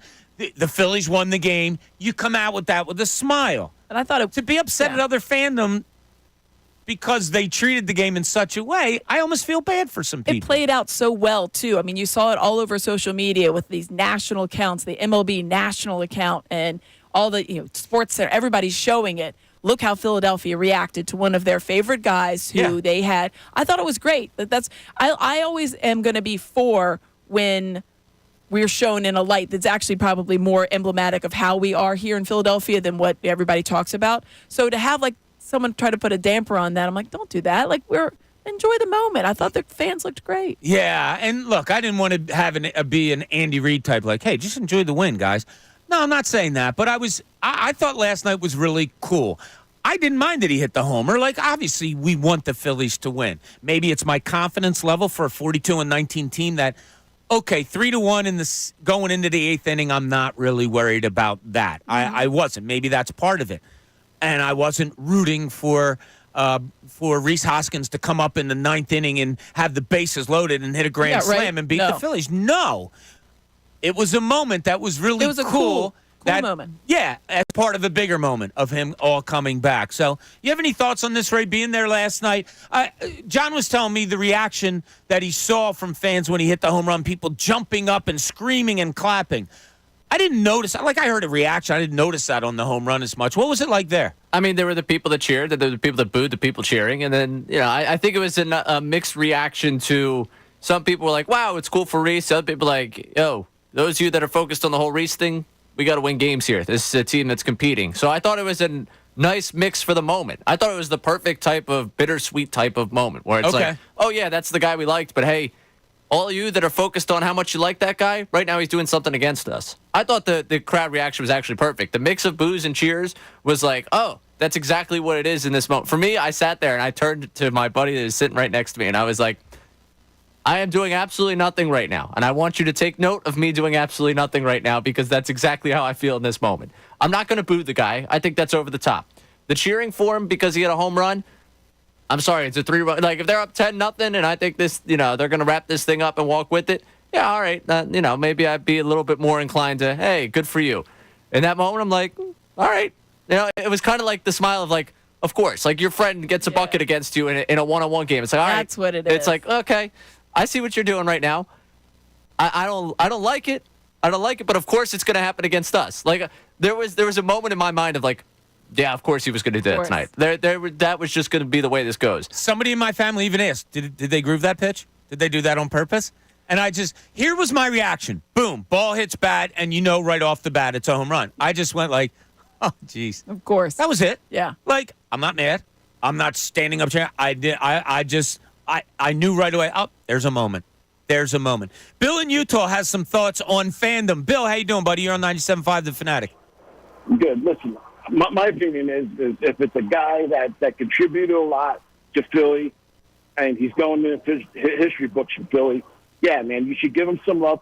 And it shows the rest of the sports world, not just baseball, football, hockey, all that we're not completely heartless, that we do have a soul and we do have a heart. My other question was to all these diehards, you say, ain't nobody but Eagles, ain't nobody but Philly, Suppose you got a kid or a nephew or somebody gets drafted by the Cowboys or the Penguins. You're going to boo your son every time you get out there? Bill, I think it's that is a great, great point. Thanks so much for the call. I have a friend, season ticket holder for like 25, 30 years, named Lenny. He said if his kid played for the Dallas Cowboys, he would root for the Cowboys every game except for the games they played against the Eagles. I said, you are bleeping crazy. There's no way that's true. I guarantee he'll text me during this show. He can say it, but you have to see it in practice. I've been an Eagles fan all my life. There's no way I'm rooting against my team. He's going to have his son out there. That's your kid. Yeah, there's no way. I guarantee he'll text me during this show. And he's not kidding. Like, when we've seen each other out after I first brought this up a couple years ago, he's like, I've been an Eagles fan all my life. I'm not changing it. Yeah. It's always fun to say that, but and that's what I said, too. There's no way. Like, so I've had a similar conversation. Shawnee wants to talk about, like, I want to play college ball. Mom, what would you do if I, played college ball for Duke or for Louisville? And I'm like, oh. And then I would cheer. I would have the most stuff you could possibly wear with all of that. And he's like, no, you wouldn't. I'm like, yes, I would. Of course I would. It wouldn't matter. And there's not a bigger fan of Kentucky, and those are our rivals. Of course you would. Yeah. It's your son. I would cheer for him hard. Lenny has kids who have played competitive. Two of them are playing in college. They went to the same high school as my daughter played with one of his daughters. Like, I've seen them play, good athletes, all of that. He is steadfast on this. That so he would see his son. No chance I'm rooting son against is the quarterback of the Cowboys, and he would be like, sack him. So I said to him, there's only 2 times during the season you wouldn't be rooting for the Eagles. He said, no. There's only 2 times during the season I wouldn't be rooting for my son. Oh, that's tough. I gotta think that's an anomaly. I gotta think because I've seen players whose sons or daughters have played for teams that maybe they didn't that they didn't play for. Like, example, if a guy comes up and he's a Sixers and then his son then goes on to play for the Celtics, you're telling me that guy's not going to cheer for the Celtics? Exactly. Like, come on. No. There's a 0% chance. I don't think so. You're going to cheer for your kid. Maybe I'm wrong. Maybe Amy and I are wrong. Maybe your ties to your team are greater than your ties to your loved ones. Yeah, the blood in your veins. I'm all baffled by this Fandom thing. Maybe you can help us out. 610-632-0975. I want to get to a comment on our YouTube page, and I'll give you the comment before we go to break now so that we can think about it and talk about it. And it's from Barbara Carroll on our YouTube page. Hurts' whole game is based on his running. There's a lot to get to in that statement. Thanks so much, Barbara Carroll, for putting that on there. I think there's a lot to dissect here. We'll do that when we get back. 610-632-0975. We have a whole bunch of stuff on the table today. We'd love to hear from you. Text us. Give us a call. You know how much we love talking to you. This is Middays. Bob Cooney, 97.5 The Fanatic.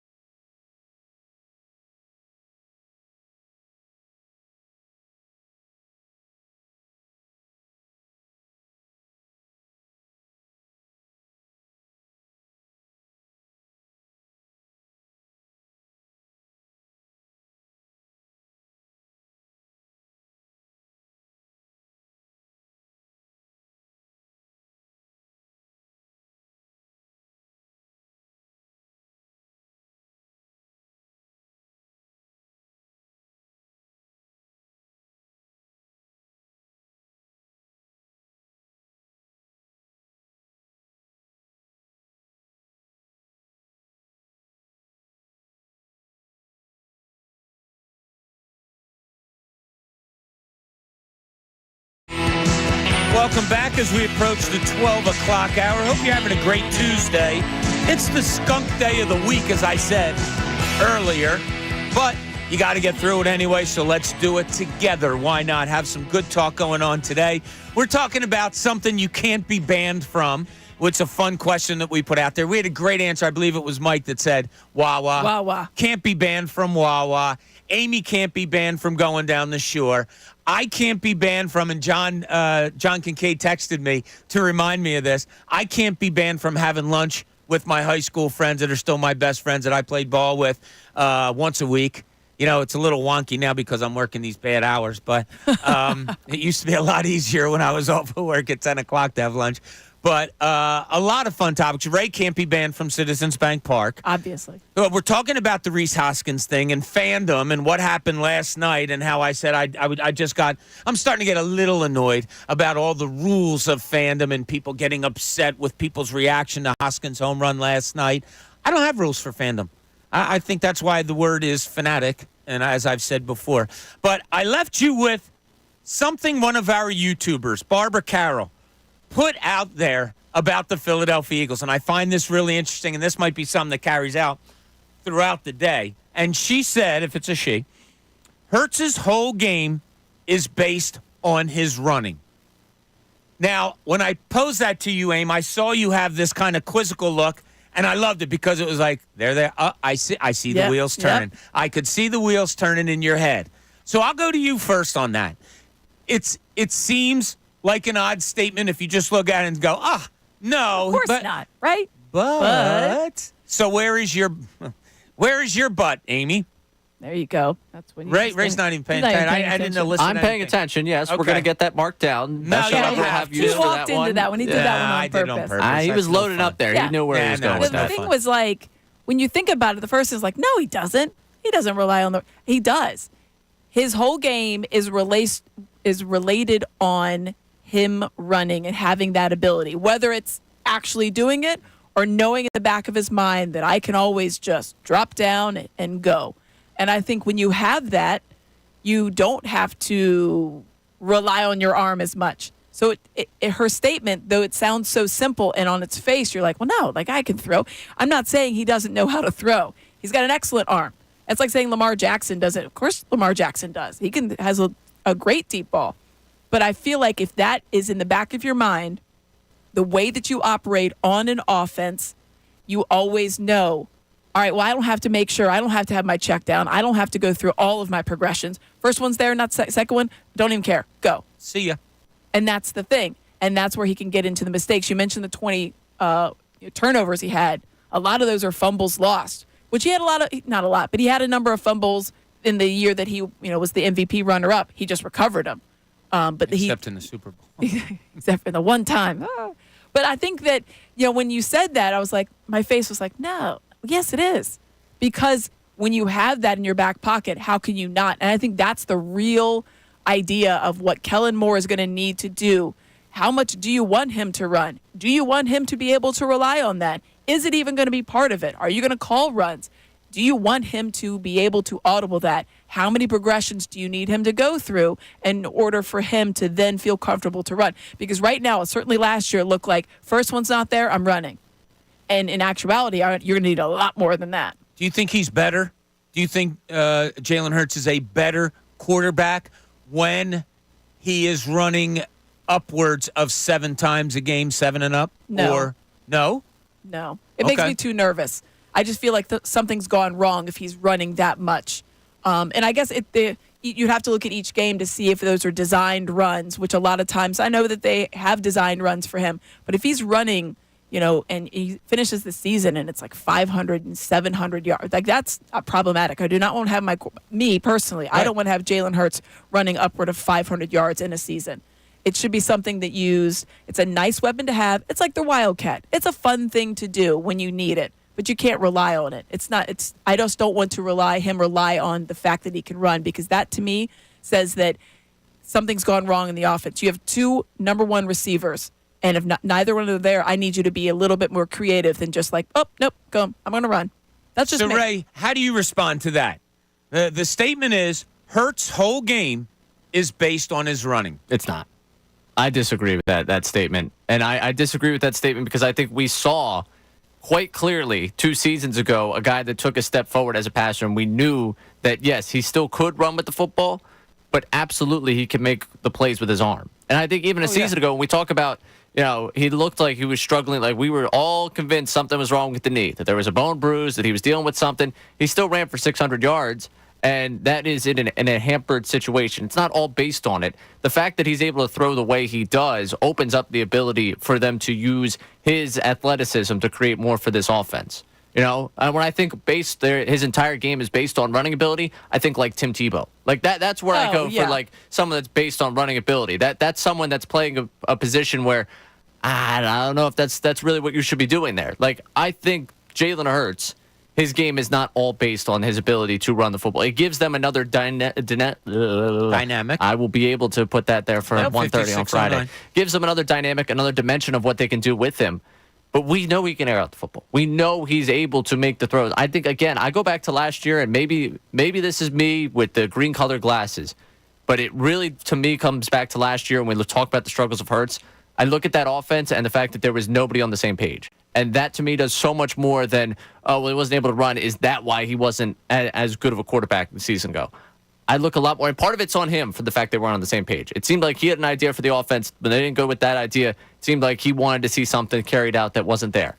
But with all the brain trust that failed last season, I'm not going to sit here and say that I think it's because of the running ability. I think it's more because of the offense that was put out there. I think there's a lot to talk about on this. I'll have my response to what Barbara Carroll said on our YouTube page about this topic. But when we get back also, we talked to one of the most real former athletes that this town has ever seen yesterday in Larry Bowa. And to dissect what he said about the Philadelphia Phillies, I think is going to make you fans feel even better. This is Middays, Bob Cooney, 97.5 The Fanatic.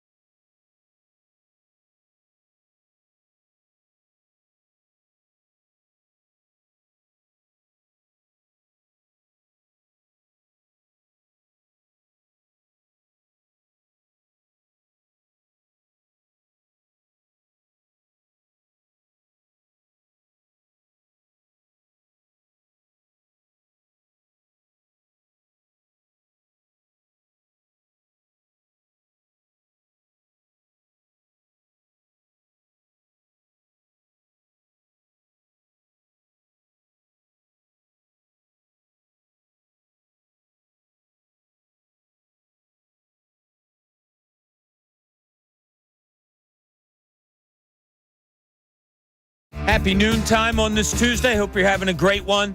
Thanks for everybody that's listening. Thanks for our YouTubers. It's funny. I took a little quote. I don't pay attention to like who might say negative things more times than not, or who, whatever goes against whom on our YouTube chat. But I did see a statement that I thought was interesting. Yeah. Now, I don't know this person particularly, and a lot of the people are saying, oh, that's the first time this person has said something. I don't care about that stuff. I just care about, I thought it was an interesting thought. And sometimes people that you disagree with 1,000% of the time might give you a line that makes you think. Well, this one made me think. And it was by Barbara Carroll saying, Hurts' whole game is based on his running. Now, the reason I like it is because it makes you think. If you go back to 2 years ago when he had his best year in the league, where he very might, when his career is over, a lot maybe point back to that 2022 season and say, that's the best he ever played. Mm. And you got to look at the running numbers on that too, Aim, and his running numbers were phenomenal. Like and I talked about last year looking at highlights of him from 23 compared to 22. 22 looks like it was played at like a little faster pace. Like if you're watching the film, it looks like you turned it up a little bit because he was that much quicker and that much faster. And last year it didn't seem to be there like that. I don't know. I wonder if in the head of Jalen Hurts that when he's running well, it gives him more confidence in his throwing game. It could be. It could be like, oh, yeah, when they call my number, or, yeah, if I don't want to throw that out and I'm going to scamper for 12 yards, to me, that's a completion. That's a 12-yard completion, even though it was a 12-yard run by him. I don't know. Maybe, just maybe, I would assume when you're doing one thing well, playing a game, it probably lends to help you in other parts of your game. Yeah, and that's his style, right? I mean, and I thought Ray brought up a good point. When you say, like, oh, so-and-so's, all of their game relies on the run, Tim Tebow does come up because he could not do the other stuff. Lamar Jackson is a guy who relies on the run, but we all know he can throw. Mike Vick relied on the run, but we all know he could throw. So I think for the comfort level for Jalen Hurts to be up to where he needed to have it at 2022, and then what we want from him this year, the expectations, I think it has to be part of the game for him. I think he needs to have it part of the game.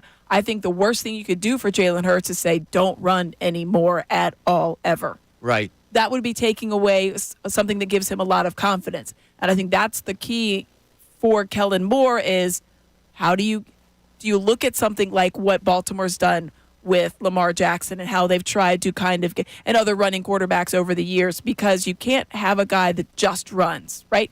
You can't have him rely on it to the detriment of throwing. My issue is I want to make sure that he goes through. If the play call is, all right, we're looking for an out route to Devontae, great, it's not there. Next progression is A.J. Brown. Next progression is Dallas Goedert. Next progression is Saquon Barkley. How far down the line do they want him to insert, take off, and run? Sure. That's my issue. And they're on designed runs. People look at it, and, all of us do. You look at it as, oh, what exactly happened on that play? How come they only got 4 or 5 yards on that designed run? Well, maybe because the linebacker was paying extra attention to Jalen Hurts coming out of the backfield. Okay, what do I do as an offensive coordinator? Ooh, let me do that rollout. Watch that linebacker come up, and Saquon comes out of a backfield, and boom.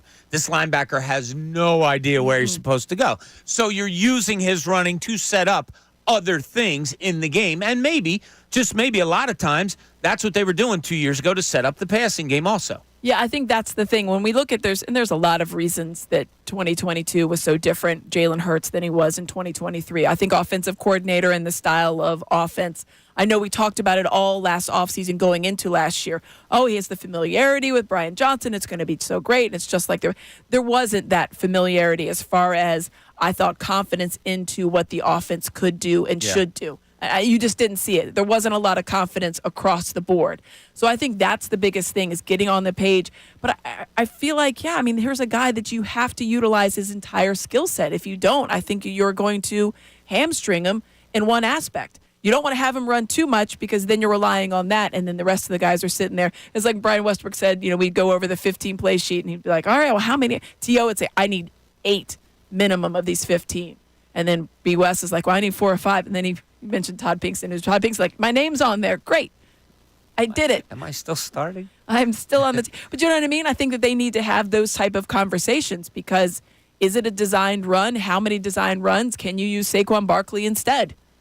I mean, you need to have him at such a confident level going in that there is no question, because when he made those mistakes when you're watching it, why I think it was one of the reasons it was such a slower type speed, there was a lot of hesitation. Yeah. I felt like there was a lot of unknown on his part. Right. I thought it was an interesting statement to give our ideas on. We've brought up a lot today. We've brought up a ban topic. What could you never be banned from? As we're talking about a San Diego Padres infielder, Mercano, who was banned for life today for betting on baseball when he was with the Pittsburgh Pirates last year. He was out with an injury, bet on his own team. Today, Major League Baseball bans him for life. What's something you absolutely can't be banned from? We're also talking about Reese Hoskins from last night and fans' reaction. And, Ray, we have some texts coming in about both of those topics. Yeah, so first for the band one, we got a couple people that are really being kind today, because both Gus and Bill were saying they couldn't be banned from listening to The Fanatic, and we just appreciate it too. Way to go, Gus and Bill. We will never ban you from that. Even if it's sometimes you may need earplugs from us, that's okay. Just keep it on the station anyway. We appreciate you. This one flipped around. Fran from Havertown bragging right now that the Phillies probably wouldn't want to ban him because apparently every time Fran goes to a game, they win. So does he have numbers behind that when he says every time, or is he just like he just put it out there? It's apparently I was tweeted at a few weeks ago. I got to go check my tweets that I tweeted at the number at, because I've been big on my personal record at the ballpark, which is now 12-4. Not trying to push okay. Oh, no, so you do have the numbers on is it. good. That's pretty good. Yeah, 75%. Yeah, they're playing 689 baseball right now, which is just incredible, unbelievable. Those are good. I still would have to put Mike of Wawa in the lead. Because it's just that is as such soon as you a said good it, one. I was like, oh my, of course. Can you imagine? Because you go there all the time. All the time. Yeah. All the time. During Sixers season, if Jim Lynam's on the show with me, which he is 99.9% of the time, I pick him up a chicken noodle soup. Always. Pick up my producer, Brian Brennan. I pick him up some apples and peanut butter. I go in, maybe get a snack for myself. Sometimes I do. You would have to drive by a Wawa knowing what's inside of it and be like, I can't go in there. You cannot get any more hoagie goodness. You cannot get any more snacks there. You can't even get the little red Wawa bags that you buy every time because you keep forgetting them every time. Jim G, with following along that mindset of driving by somewhere, knowing what's in there and not being able to go get it, beer distributor. Oh, yeah. That's pretty good. Can't get banned from that. No. I got to say, I'm kind of along those lines also. Yeah, got no problem with that. How about any Reese Hoskins topics about fandom in our text world? Yes, we got some people checking in. Jamal checking in saying, Dawkins being applauded when he comes back to me is the only exception to cheer an opposing player. Maybe Reggie White and AI too. Oh, God. AI, I told you. That was when he came back to play for the Sixers. That was the loudest I ever heard the Wells Fargo Center by far. Incredible. I think I was there the night. I'm pretty sure I was there the night he came back when he was with Denver.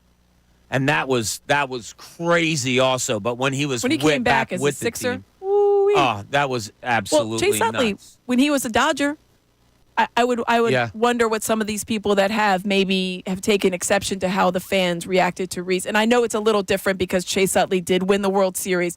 But as I recall, he got every single at-bat on the same night. Every at-bat was a standing ovation. Oh, it was. Every at-bat. All throughout the series, yeah. Yeah, exactly. every time. Yep. Yeah, I had no problem with that. What else, Ray? Speaking of taking exception, Bill from Medford. Bob doesn't care because he is basically a robot. I don't care about what?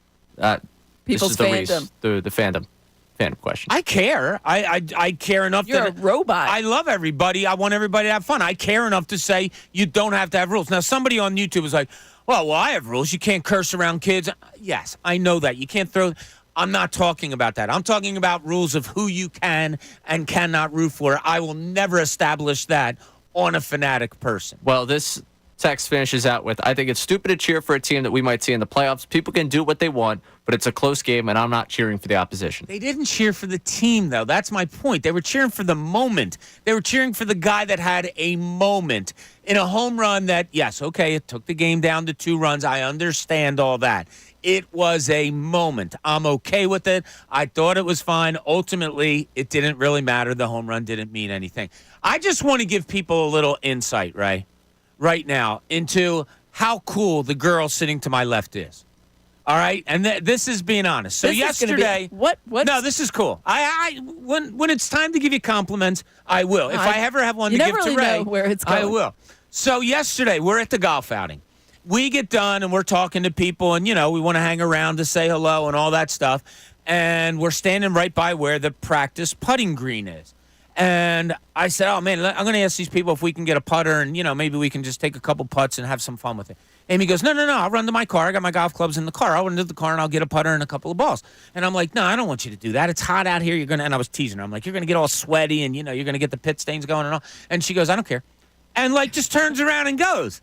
And I'm like, first of all, I didn't want you to have to walk out to your car. It I would have wasn't done like it for my you. car was like No, really I far know, away. but it was cool. That was your reaction. So then today, we're sitting in here, and Amy does the, all right, come on, after our first segment, when we have our first break, Ray comes into our studio, and Amy does the 3-person selfie. Not once in about the 20 times we've done it, not once has Amy said, "Oh, no, hold on, let me take it again." No, she clicks, and boom, that's it. I don't know any woman in my life that takes a picture of themselves with the phone, doesn't look at it and say, no, line up again, let's try this. You never do it. You're a one-hit wonder. It's not going to look any different. You're just a dude in a girl's body. That's all I'm going to call you. It's not going to look any different if I take 5 of them. It's a selfie. My arm's extended. We're all in there. I make sure I see everybody's face. Click, we're done. We're all good. Yeah, it is all good. But I had to commend you, thank you, on those two things, because I just thought it was a day in the life of Amy, and That's true. That's what we love being around. Mike and Delran, you're on 97.5 The Fanatic. What's going on, Mike? Yo, what's up, guys? How you doing, buddy? Hey, Mike. Yo, my wife is the queen of the many selfies. Hey, you want to take a selfie with me? I'm like, you mean 7? Oh, you have And daughters too, Mike, right? Oh my God, dude. Yeah, well, thank God the 3-year-old doesn't know how to do it yet. The older one, Yes. yeah. Yes. I feel like I'm taking pictures more than I'm drinking beers when we're out. But anyways, yeah, you know what? I heard the morning show this morning too, and the guy who's answering your calls disagrees too. But listen, it's not like Reese Hoskins was a guy we signed in free agency, was here for 3 years, and then came back. Right? This was a dude that made it. He was ours. In the system when we had nobody in our system, right? He was the longest tenured guy. The guy comes back for his first game. Oh, by the way, on June 3rd, who cares?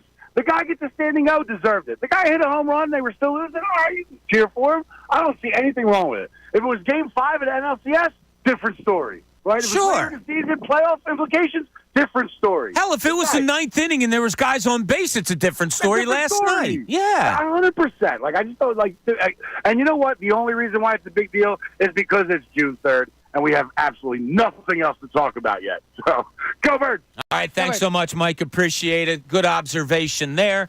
A lot of Phillies talk going on. And yesterday, we had Larry Bowa, longtime living legend of the Philadelphia Phillies. And the reason I love talking to Larry is because there's never any dishonesty. There's never anything. I've told the story about going to his house one time when he was the manager, and they had a winning streak going, and kids were gathering at his house because they were friends of his daughters, and the Daily News sent me out there to go talk to him.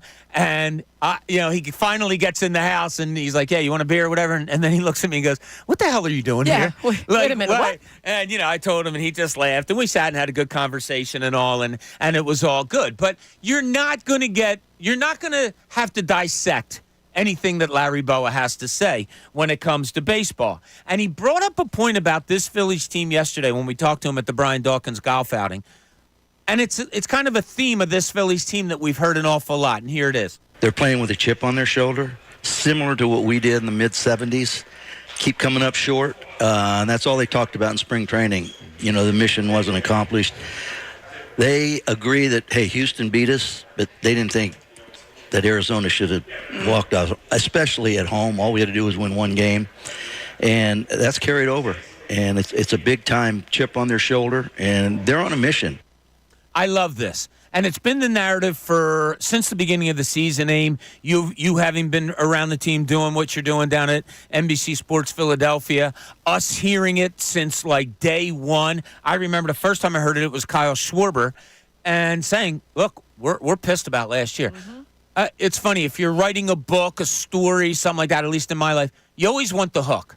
Like, what's the hook? And my writing style was I would begin with telling a story about something, go in depth of what the game or whatever it was, and then finish with going back to that beginning thought. I think the hook for this Phillies season is there, and it's they have the chip on the shoulder. I think he hit the nail on the head because he talked about how they had been climbing in the 70s and just coming up short. A team knows that. They're aware of that. And these guys, and Larry said it, all spring training, it's all anybody was talking to them about, asking them about, like, how much does last season fuel you? How many times do you think that they have heard that? They questioned themselves on it. They questioned themselves after the NLCS. They saw, I think he mentioned it later in our interview with him. 2022 was kind of lightning in the bottle. Like, wow, like they went on that run. They looked at the end of the day and thought, well, the Astros are a very good team, and you tip your cap, you lost to a good team, right? I don't think that they looked last year and thought, we lost to the Diamondbacks. We should not have lost to the Diamondbacks. So they felt it. They heard it after the NLCS. They felt it all offseason. And then they come into spring training, and because they did go as far, it's a very short off season for them. So I think it did linger quite a bit for them. I love it because you can look at a team and say, "Oh, this is a good team. Look, they went to the World Series 2 years ago. All right, they had a hiccup last year in the NLCS, whatever, but they should be good again." That's not enough for me. The hook is no, they're pissed, and they ran it back. They decided, all right, these players that we had last year, they have that feeling. We're not getting rid of any of them. We're bringing them back because they know what it feels like to get to the World Series and lose. They know what it's like to get upset to make them not make them go to the World Series. I think it's a good feeling that they played on. So Larry put out there, Larry Bowa yesterday with us, played on a lot of the positives with the Phillies. We don't look for negatives on this show. We look to keep it positive, but we're also realists. So we asked Larry about this London trip that's coming up. Might there be some, concern that it disrupts what's going on? I mean, I'm not going to say the names. I heard a couple guys going, I wish it was next Tuesday already. Everything's a routine, as you well know. You cover baseball and everything. And you get into that routine. It's a comfort zone. Now you got to get on the plane, and it's not just a quick flight. So it's a little bit, but I don't think it's going to be detrimental to us. So it's funny. I love that. It's only 2 games. We have to be honest. It's just 2 games. I don't look at the outcome of those 2 games in particular to say, I didn't like that trip.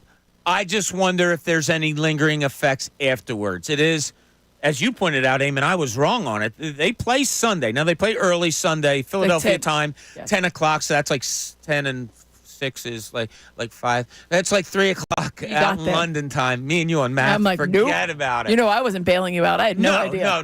No way. So they're going to get home early Tuesday morning, have off on Tuesday. No. Or I'm sorry, Monday morning, have off Monday, and then back at it again Tuesday in Boston? Yeah, in Boston, in Boston. correct. So they'll just go straight there. Yeah, so that's a little wonky. Mm-hmm. If they go to Boston and then Baltimore, and you kind of like they're not playing their best baseball, I don't think we're going to look and say, oh, my God, that London trip ruined the season. It's a tough division to come back to, right? It is. The AL East. Yeah. That's a tough division. Larry said there shouldn't be concern. Is there a little bit of concern might be too big of a word, but if you have a smaller word, like are you a little leery of it? Leery. All right, that's a good. Maybe just because of how it times out. It's basically a little bit longer than a West Coast trip. So are you ever concerned that there's only one day off when you come back from a West Coast trip? I don't know how long the flight is from London to Boston. 5 hours would be my guess. 6 hours? Yeah, probably 6, yeah. So a little bit longer than what you're used to as far as a cross-continental type of trip. But, yeah, I think it's coming back. It's the routine. Baseball is the most routine of all the sports, in my opinion. These guys are very, very superstitious with the way that they operate and the way that they set up for each game. So they'll have to try to do a little bit more, I think, to stay on that because you're coming back against the Boston Red Sox, who I know aren't having the best year, but they're certainly a very formidable team. And then the Orioles are having another very good year. A lot of talent down there. That's a tough 1-2 punch after a week where it was kind of wonky, to be honest with you. You're flying all the way across. You have these 2 random games that kind of sit by themselves in London at different times, and now you're coming back and it's right back at it. So I think they have to do whatever they can to try to keep as on routine as possible. And I think we've talked about that, what do they do with the starters? They want to try to keep that going as well. Yeah, that's another conversation we have to have on this. Larry Bowa had so many great things to say yesterday. We'll get into a little bit more of that when we get back. But I also have a question for you because I love asking the questions. WWYRD. What would you rather do? I'll give you the questions. I'll pose them out to you after we get back from the break. Want to hear what you have to say. 610-632-0975. We have so much on the table today. We'd love to hear what you have to say. What can't you be banned from? What was your reaction to Reese Hoskins last night? What was your reaction to the reaction of other people about Reese Hoskins last night? And I'm going to ask you the question of what would you rather do, and it has to do with traveling. Amy Fadul with us today, Ray Dunn producing. I'm Bob Cooney. This is 97.5 The Fanatic.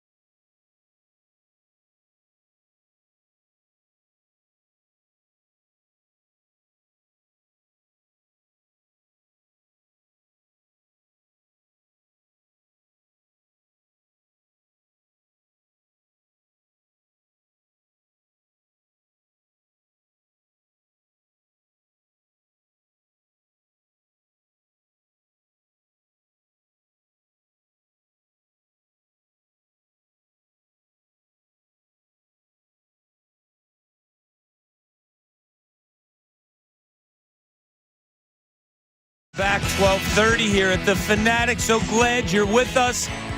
Just an update, as we told you earlier in the show, Nick Sirianni is supposed to be talking today at the Eagles practice facility at the NovaCare complex around 12:30-ish, because the Eagles are a very ish-ish type team. Yes. Ish 3-ish, type team. 12:30-ish. Yeah, so Or is there's it some time? players going on now. Ray Dunn, our marvelous producer, he'll just interrupt us and say, He'll say, nope, just go, shut here up. we go. Here we go. We're going down to talk to or listen to Nick Sirianni. So when that comes up, some players are talking now, but we are going to wait for Nick Sirianni to be talking now. Amy, my back is just, Tell. I know, all of a sudden during the last, so I got this Stiffened neck. up? Well, I got this neck issue that I just discovered, like, with the MRI and all that stuff. No big deal. But but it affects the nerves going down to my fingers, my toes, and then like to the back shoulder. Oh, And it's just so damn annoying. It's not like, look, I'm not falling apart. I'm fine. I can still go out and do anything I want to do. It's just like annoying as hell, and it just pop up like bink, and then it's like, oh man. So I got to try it. If you see me like moving my neck around or my arms or on anything YouTube, like that's that, what he's doing. yeah, I apologize, but I'm just trying to, not be as uncomfortable as all get out. Amy, WWYRD. What would you rather do? And I stole this from you. You texted me this weekend and said, hey, I thought of a cool question that I didn't get to when you were doing your singular hosting on Sunday, and you're going to be doing it again this Sunday, That's if I'm right, not Sunday, mistaken. 9 to 12. Very, very good, because you were awesome. I loved Thank you. listening to you. It was a lot of fun. What trip would you rather take if you're a Philly sports fan? Would you rather go see the Phillies playing in London, 2 games? We'll just give you 1 game. You get to go to a game over in London, spend some time in London. You have to consider that also, and see a game over there. My nephew and his girlfriend are actually going over. I just found out at a party this weekend, so I hope they have a great time. Or would you rather go to Brazil and watch a game in Brazil of the Philadelphia Eagles, Green Bay Packers on a Friday night? What would Amy, WWARD, rather do? What would Amy rather do? I'm going to get one of those wristbands. What would Amy do? That's a really, it was an interesting question because they're both such cool, unique trips. I mean, Brazil strikes me as more of like a once-in-a-lifetime type of vibe. I feel like London seems a little bit more realistic as far as like, oh, I can go to London. I guess you could always I guess you could go anywhere, really. But in my mind, I'm like, Brazil would be a very specific, special place. Like, I'm going to Brazil and I'm watching the Eagles in Brazil. That's such a kind of like a weird, awesome thing. But of course, baseball in London would be interesting as well. My first thought was definitely London because I've always wanted to go to London. But I thought, when would I ever go to Brazil? So I've since changed it from Sunday, as I did not bring it up, and I will say the Eagles in Brazil. Interesting. And that's more of an event, a football game, as you very well know, and the implications of that game. Brian Westbrook telling us Eagles have to start off hot, otherwise you don't want to get those bad memories back in your mind. Ray, I know you're busy with that. Are you cool to answer this question, or you want me to go? Yeah, I can answer this question for you. All right. What would you rather do? Many would expect for me the baseball game takes precedence, but honestly, I'm kind of with Amy in the once-in-a-lifetime Brazil type of trip. I would want to go down to Brazil. Yeah. When else are you going to go to Brazil? It's a great excuse to go to Brazil. England? Well, I'm on the island here. I'd rather go to England. I want to go. This sounds weird, but no, I want to go where I'm going to understand everybody. I want to go where I'm going to understand everything about the country. Like, I can read everything that's written. I can speak the same language. To me, that's a hindrance. That's a big hindrance. And I'm not saying, look, I'm not putting it down. What I'm saying is, if I had to choose one or the other, I think I'm going to England. Just because of the language barrier? Well, the little bit the language barrier. Obviously, being an Irish Catholic, getting to England, Scotland, Ireland has always been kind of I think there's something kind of cool about sitting in a pub at 11 in the morning and, like, it's crowded. I've been there over in Ireland. It is still crowded. Yeah. At 10 a.m. Exactly. It's amazing. I've never been to Ireland.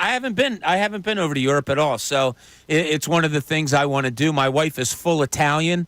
She always pressed upon me, Italy, Italy, Italy. Now that I've become kind of a food lover more than I ever was before, I love to cook it. I love to learn it. I love everything about it. I watch a lot of my cooking shows and all.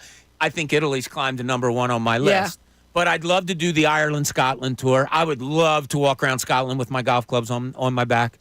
That's where my dad and brother are right now. They are. You showed me a great picture They played yesterday. Carnoustie today. Did they really? They did. They said it. Where else have they played? They played St. Andrews, Carnoustie, and something called Kings Barnes. Either Kings Barnes or Kings Barn. I don't know which one. Wow. Carnoustie and St. Andrews yeah, they is said just Carnoustie kicked their unbelievable. butt. Really? Yeah, very. My brother said yes. Now, the picture that you showed me on the famed bridge at St. Andrews. St. Andrews, it looked like the weather was nice. Yeah, I think it's windy. I think it's windy always- there yeah, quite a exactly. bit. But yeah, it's sunny. It's chilly for there. But I mean, they're not wearing jackets. I think they all just had their pants on and like I the hope long so. sleeve shirt instead of shorts. Bob, Oh, don't go there. Hey, this just in. Amy's dad and brother, they Woo. played golf with their They had pants on. Yeah, it looked like it was nice weather. They said and every other picture besides a golf picture is them holding a pint. Every other picture. Yeah. It's actually like to the point where I don't want to receive the pictures anymore. But I went to Ireland last year and I played a lot of golf and I did the same thing. So I guess it's turnabout's fair play. Oh, absolutely. My favorite Ireland story is my dad sitting in a pub in the morning. He and my brother went over years and years ago. And a gentleman came and sat down next to my dad. They struck up a conversation enough to say, "Hi, my dad's name was Tom. Hi, I'm Tom." The other guy, "Oh, I'm Tom." My dad's like, "Oh, Tom Cooney." He goes, "My name's No, Tom." it's not. Swear to God. His name was Tom Cooney also. Yeah, guy sat randomly down next to him, and they had the same exact name. My dad had this reputation of wherever he went, somehow he knew somebody. Well- You know, it was just absolutely crazy. But, all right, there's some other things that we wanted to get in. Actually, Ray, you say we have more texts. We'll go to this because it's easier to break maybe from these texts. Just a reminder, Nick Sirianni, we are waiting on him to take the podium down at the NovaCare Complex. When he does, we're going to go down to hear what he has to say. Are you all right to do some text now, Ray? Like, you let me know. You're the man in we'll be good charge. to do some text here. Okay. So going back to just some of the conversation we've gotten into about Hoskins and the fandom rules, because people really wanted to start running into a ton of different things. Someone from New Jersey was wondering if they should have thrown the home run ball back last night after the Hoskins home. No. Only because it's a moment, right? People are going to be you like talking him. about, oh, how about when Hoskins came back and he hit a home run? Oh, yeah, I have You that ball. like Reese Hoskins. Yeah. It's not a player that you did. Like if See, that defines what they were talking about this morning. you saying like him. It was just a moment. You like him. You like You him. didn't want the Phillies to lose the game. You weren't rooting against the Phillies. You weren't rooting against Zach Wheeler. You rooted that moment just happened. You cheered the moment. That's a great point, Amy. It wasn't a guy like you said that left. He would have loved to have stayed here. Right. That would have been great. I think he's one of the reasons that Bryce Harper came here initially. And then, of course, Bryce Harper, I'm going to take first base on. Yeah. I don't think that Hey, there's Bryce, any... where would you like to play? Love you, Reese, but sorry, get the hell I'm out of first- here. But they asked him before the game, and he said, I know there's going to be some tears. Like, he was happy to come back. He was excited. I think he was looking forward to it. People like Reese Hoskins. How can you not like Reese Hoskins? Yeah, somebody asked a good question, like, how hard is it to swing with tears in your eye? Yeah. He said, Do you yeah, see the ball different? There was a couple of them. What else we got, Ray? We had Robert from the Shore checking in with, don't forget the added benefit of making Philadelphia fans look classy and appreciative of a former player. See? Yeah, absolutely. We Now, Look good. full disclosure here. I did say to my wife at one point, it's kind of funny because the last time he did play in a series, I do recall people talking about him losing 2 of those games with his glove, and he's a butcher in the infield. Remember But, when he played outfield? Oh, God, that was horrible. Yeah, he's not a good fielder. Like, he's at the right spot in Milwaukee where he can The DH. DH, he's a There wasn't DH. an open DH spot here. No. There just wasn't because you got a lot of them.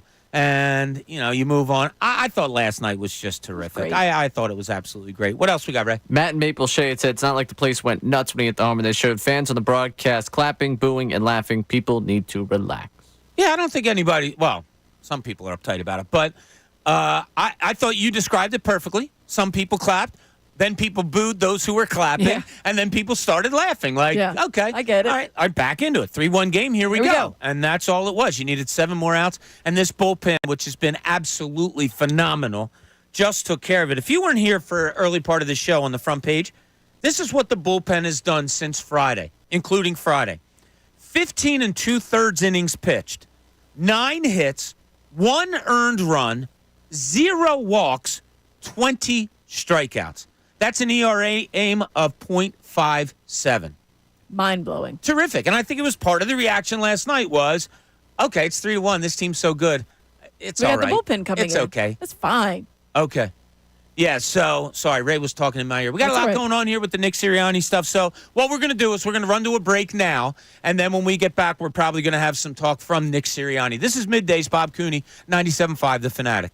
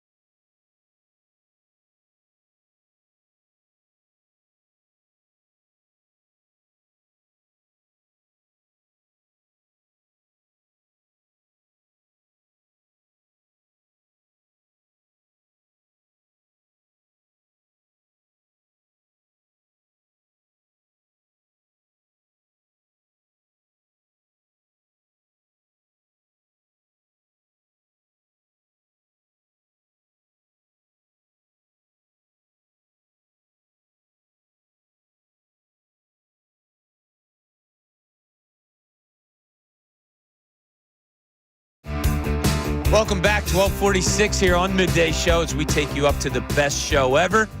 Tyrone's out there. Tyrone's so funny. He's like, man, I can't stand this. He didn't know I was walking in behind him.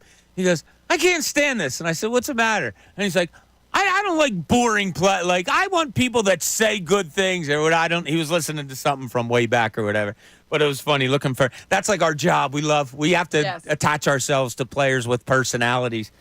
So we're always looking for them. We're also looking for Nick Sirianni, who's supposed to be talking sometime soon. As we said, it was supposed to be 12:30. In Eagles world, it's 12:30-ish because, while they get their plays off on time, maybe sometimes or whatever, they never seem to get their press conferences off on time. But they do have some players talking first. We didn't want to drown out the day with a bunch of player talk, so we were waiting on Nick Sirianni to take the podium, and we will go to that then. So we were talking a lot. What? I'm sorry. I thought you gave me a look of like something was coming up. Nope. Okay. Just looking at you because I'm excited to hear what you have to say, Bob. Here we go. I don't know what I really have to say right now, to tell you the truth. But no, we there's so many positives going on with the Philadelphia Phillies right now. We know what they are. It's all encapsulated. Is that a word? Whatever. By a 42-19 record, a 7-game lead up on the Braves. I don't know if they still have the Brib or not, but Yankees, I almost made it through a show without it. Yeah, I think the Yankees might be up there. Yankees, I at least tied them in wins, I think, and maybe do have the better record. But we talked to Larry Bowa yesterday about something that we thought, okay, is this something fans should be worried about? And it was coming off of the Taijuan Walker outing in which he gave up 4 runs and the Phillies lost 5-4, gave up a pair of 2-run homers. I loved how Bowa put it. And I really do think it's the way that we should look at things when it comes to Taijuan Walker right now. Here's what he had to say. How many big league, you count the Yankees, Dodgers, whoever you want to talk of, Baltimore, how many have 5 deep? They're really good. Walker keeps you in the game. I know last night he gave up a couple home runs, but if your 5 starter gives you 5 or 6 innings and those other guys are doing what I don't think it's an issue. I know it's people get, they're a little antsy right now because when he gets out there, it seems like he hasn't had his great stuff. I think we're going to be fine, and I think Rob's going to stick with him for a while. That has to be the voice of patience right there. Larry Bowa has been in the game for, how long? He's seen probably over 60,000 innings of professional baseball during his time as a player, manager, consultant, right down there. Probably more than that. I just rounded something real quick in my head, like 40,000 or 40 years, about 1,500 innings a year. Like, it's amazing. That's incredible. Like, when he said that yesterday, and, that's our job. We talk to athletes, we talk to coaches and all that, and we listen what they had to say. What he said yesterday on this subject really hit me in a, you know what, you're so right. Like, why are we talking about this? Of course we're going to be patient with them. And I think his point about Rob Thompson specifically, we've seen Rob Thompson be patient in a lot of instances, not just with starting pitching, going back to relievers that maybe you're worrying, is he going to go back to Sirianni again?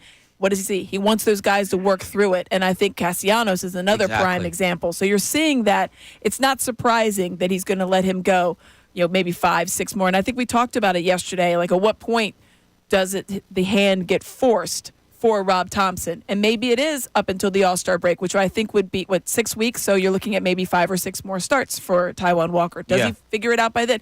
Do you make the call then at the break? Maybe you don't. Maybe it's just, this is what we're doing. And I think Ray brought up the point yesterday. All right, you worry about that in September because then you're not going to even need him because everything is going to have worked itself out by then. He's a guy to get you through the regular season. You need that 5th starter just to keep everything, the rotation going the way that is. He's the guy. It's not even a question anymore. Yeah, and I did love Bowa's answer yesterday. And if you needed calming down at all about Taijuan Walker, it sounds silly. Like, during a baseball season, everybody's not going to be hot at the same time. And if everything is going right, you're correctly looking to say, when is the downfall coming? This team, almost everything, a lot of things are going right, obviously, with how good they are. I don't mind that one of the starters maybe didn't hit their stride yet, especially your 5th starter, especially when you're 42-19. Like, I think Bowa put it in great perspective. Like, anybody would love to have a fifth pitcher. And Walker, even now at his, air quotes, worst, is going 5 innings for you, is keeping you. They lost that game 5-4. Right. He gave up a couple of 2-run homers. They lost it 5-4, and then they lose it in extra innings, when Soto gives up the hit. Keeping you in games, I don't care if it's 8-8. If he's keeping you in games and going 5-6 innings, okay. And they've given him more offense, and that's the thing. This is a team that's built to score runs. They were built to plate 5, 6, 7 runs every game, at least 5. They've been doing that up until they had a little bit of that skid when you went out to Colorado, right? It continued with the Giants, but now it seems to be getting back on track. You're going to run into hot pitching every now and again, but they're a team that can plate 5 runs on average. That's how they're built. And you would hope Taijuan Walker, and he has up until a certain point been able to get you through 5, 6 innings, and you've had the run support. I mean, his record shows that. I know what his ERA is, but you look at his record, it's the team has been able to back him up offensively, so you've been able to get through. Yeah, and I asked Larry Bowa about this yesterday. So he was talking about when he was on the teams in the late 70s, and they won a lot of games. And I was a big fan back then, a little kid. My heart got broken because they would lose to the Dodgers or lose to the Reds, who were just outstanding teams then. Then they get over the hump in 1980, and everybody says, well, they got Pete Rose, a free agent, and that's what took them over the top. He talked about Dallas Green, a manager that came in and had to kick a lot of egos' butts coming in and doing that. So I asked him about Rob Thompson. Here's what his response was about the current manager. Nothing against Rob. Rob would probably have a hard, because we had some tough personalities on our team. The personalities on this team are very good, and Rob has a lot to do with that. He lets everybody know where they stand. If a guy hasn't played 3 or 4 days, he goes and tells him, hey, I'm going to get you in there as soon as I can. He utilizes his bench. He knows how to use the bullpen. Right now, our bullpen might be a strength when you look into August and September. If these starters continue to go 7 innings like they're doing, we're going to have a fresh bullpen going down the stretch, which is very important. When Larry said that yesterday, I was like, okay, what's more important? Are you able to rely on your starters doing what you just said, going those 7 innings? And, when he says that, you think of the Suarez and the Wheeler and the Nola, and that's all you're going to need come playoff time. I don't really have much worry about those 3 continuing out the season and being fine when the postseason comes. We've seen it from Nolan Wheeler. Now, Wheeler 2 years ago had to take some time off during the season and then came back strong for the playoffs. There's also, you had to throw in there, he was only a few years removed from Tommy John. We all know how hard that is to come back from, and there is a peak when guys come back from Tommy John as far as how hard they're throwing. It's usually like 2 years after. I thought that all came into play, like, rightfully so as far as the Tommy John surgery went. I don't worry about about the 3 starters that we just talked about. Is it more important to have your bullpen, like, rested, ready to go? Yes. Yeah. I think bullpen is an absolute key for me in a postseason series, in every postseason series.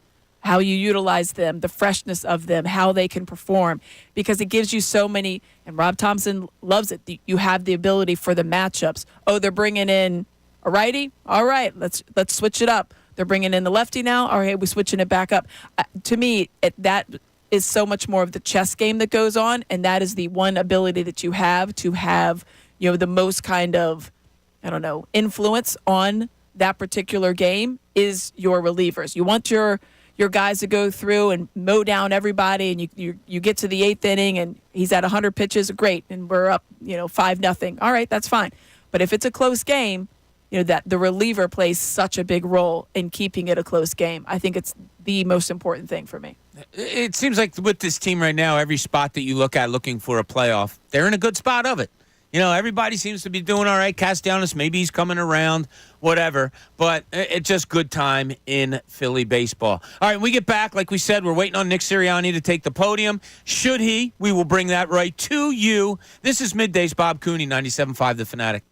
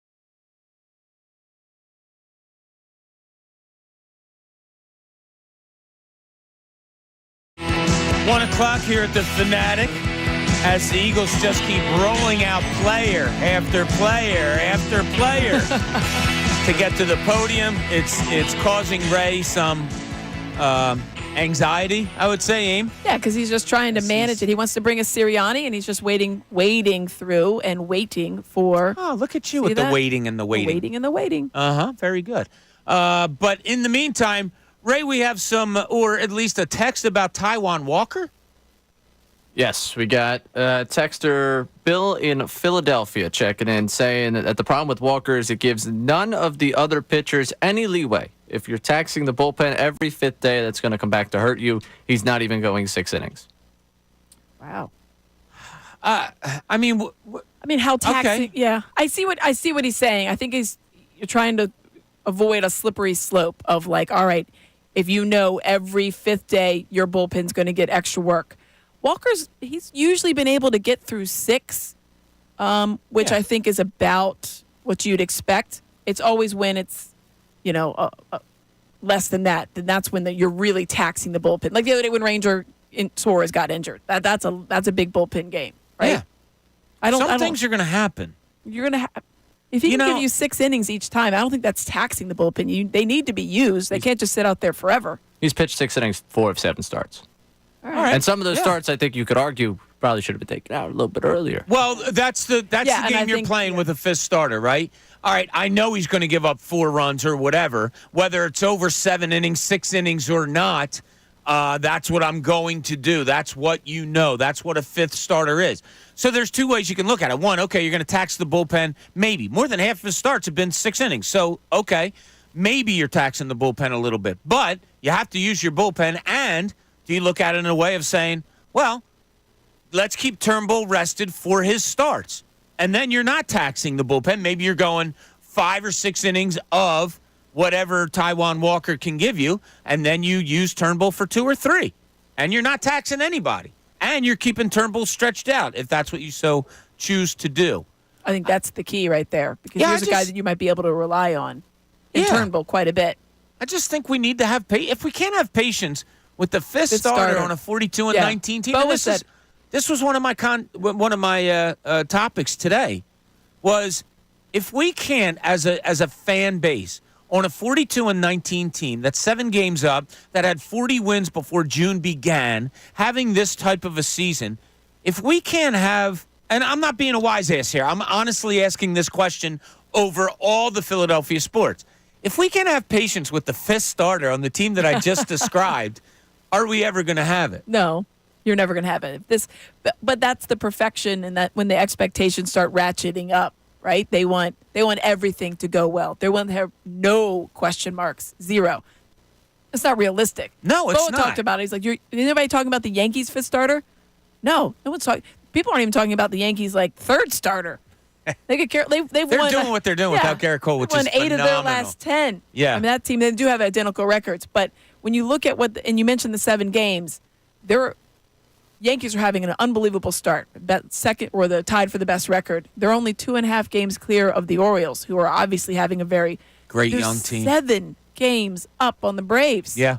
7. Yeah, and like we did this role reversal thing of if the Phillies lost Harper and Wheeler for the season, much like the injuries the Braves have incurred, I would be like, okay, they could win about 90 games. 90 would be a good number for me. If they didn't get hurt, the Braves or the Phillies, 102, something like that. That's why I think I can fairly comfortably say I think the Phillies are going to win this division. I'm stealing one of my friend's thoughts from the weekend. I think they're going to win this division by double-digit numbers. I think they're at least a 102-win team. You think I do, and I think the Braves are like, look, okay, they're a good team, but they're missing 2 of their best players. I think they're between around a 90-win team. That's incredible to think about. I mean, I hear you. I mean, and I think that Larry Bowa said it yesterday. This is a World Series team for him. That's a team that's going to win 100-plus games. There's not a doubt in his mind. I think there's very little doubt, and I think that's what goes to why people are so nitpicky about this 5th starter or Castellanos struggling. I mean, these are the things we're talking about because they want to have all of that come to fruition. They want to have 103 wins. They want to win the division by multiple games, like 10 games clear of the Braves or more. They want to make it to the World Series. And to do that, they want to make sure they have every single question answered. And right now there is a question at the fifth starter. Our point is it's the fifth starter. Yeah. Like, you're going to question something. Fine, question that. But it's not doesn't make it any more valid. It's the nitpickiest you can be. Yeah. Isn't it? Truly. I mean, Well, it's like we were talking about the backup catcher at one swear to point. God, I was just going to say that, Aim. Like, that's where of course, Stubbs has come in and been pretty, he's performed pretty well the last couple of games. But yeah, that's where we were at when we thought Real Muto had something going on with his knee. Oh, if he misses time, oh no. We're talking about the backup catcher. I honestly believe this. We talk about first impressions and all. If Garrett Stubbs was 6'2" and 210 and did the exact same things that he does now, I think the city would be more okay with it. Yes. You know what I mean? Like, not that the city isn't okay with Garrett Stubbs. Everybody loves him, and he does what he does. I don't know about that one. You don't know about He's a what? chief vibes officer. People enjoy him for that. Yeah, that's why people like him. I mean, hitting 170, whether it's 6'2" or 5'9", I think people would be. I think we'd still be getting the question marks on him. But yeah, I mean, but he's on this team as the backup 170 catcher. Yeah, exactly. I don't think many people really care that much about it. Now, yeah, can you upgrade it? Should you have upgraded it? What if something happens to JT Realmuto? Yes, those are legitimate questions. We're lucky enough that we haven't had to have them answered as of yet. So Garrett Stubbs is fine. You look so antsy over there, right? He's just trying to make sure he gets Sirianni on. He's keeping his eye on the press conference, so his head's going back and forth like it's on a swivel.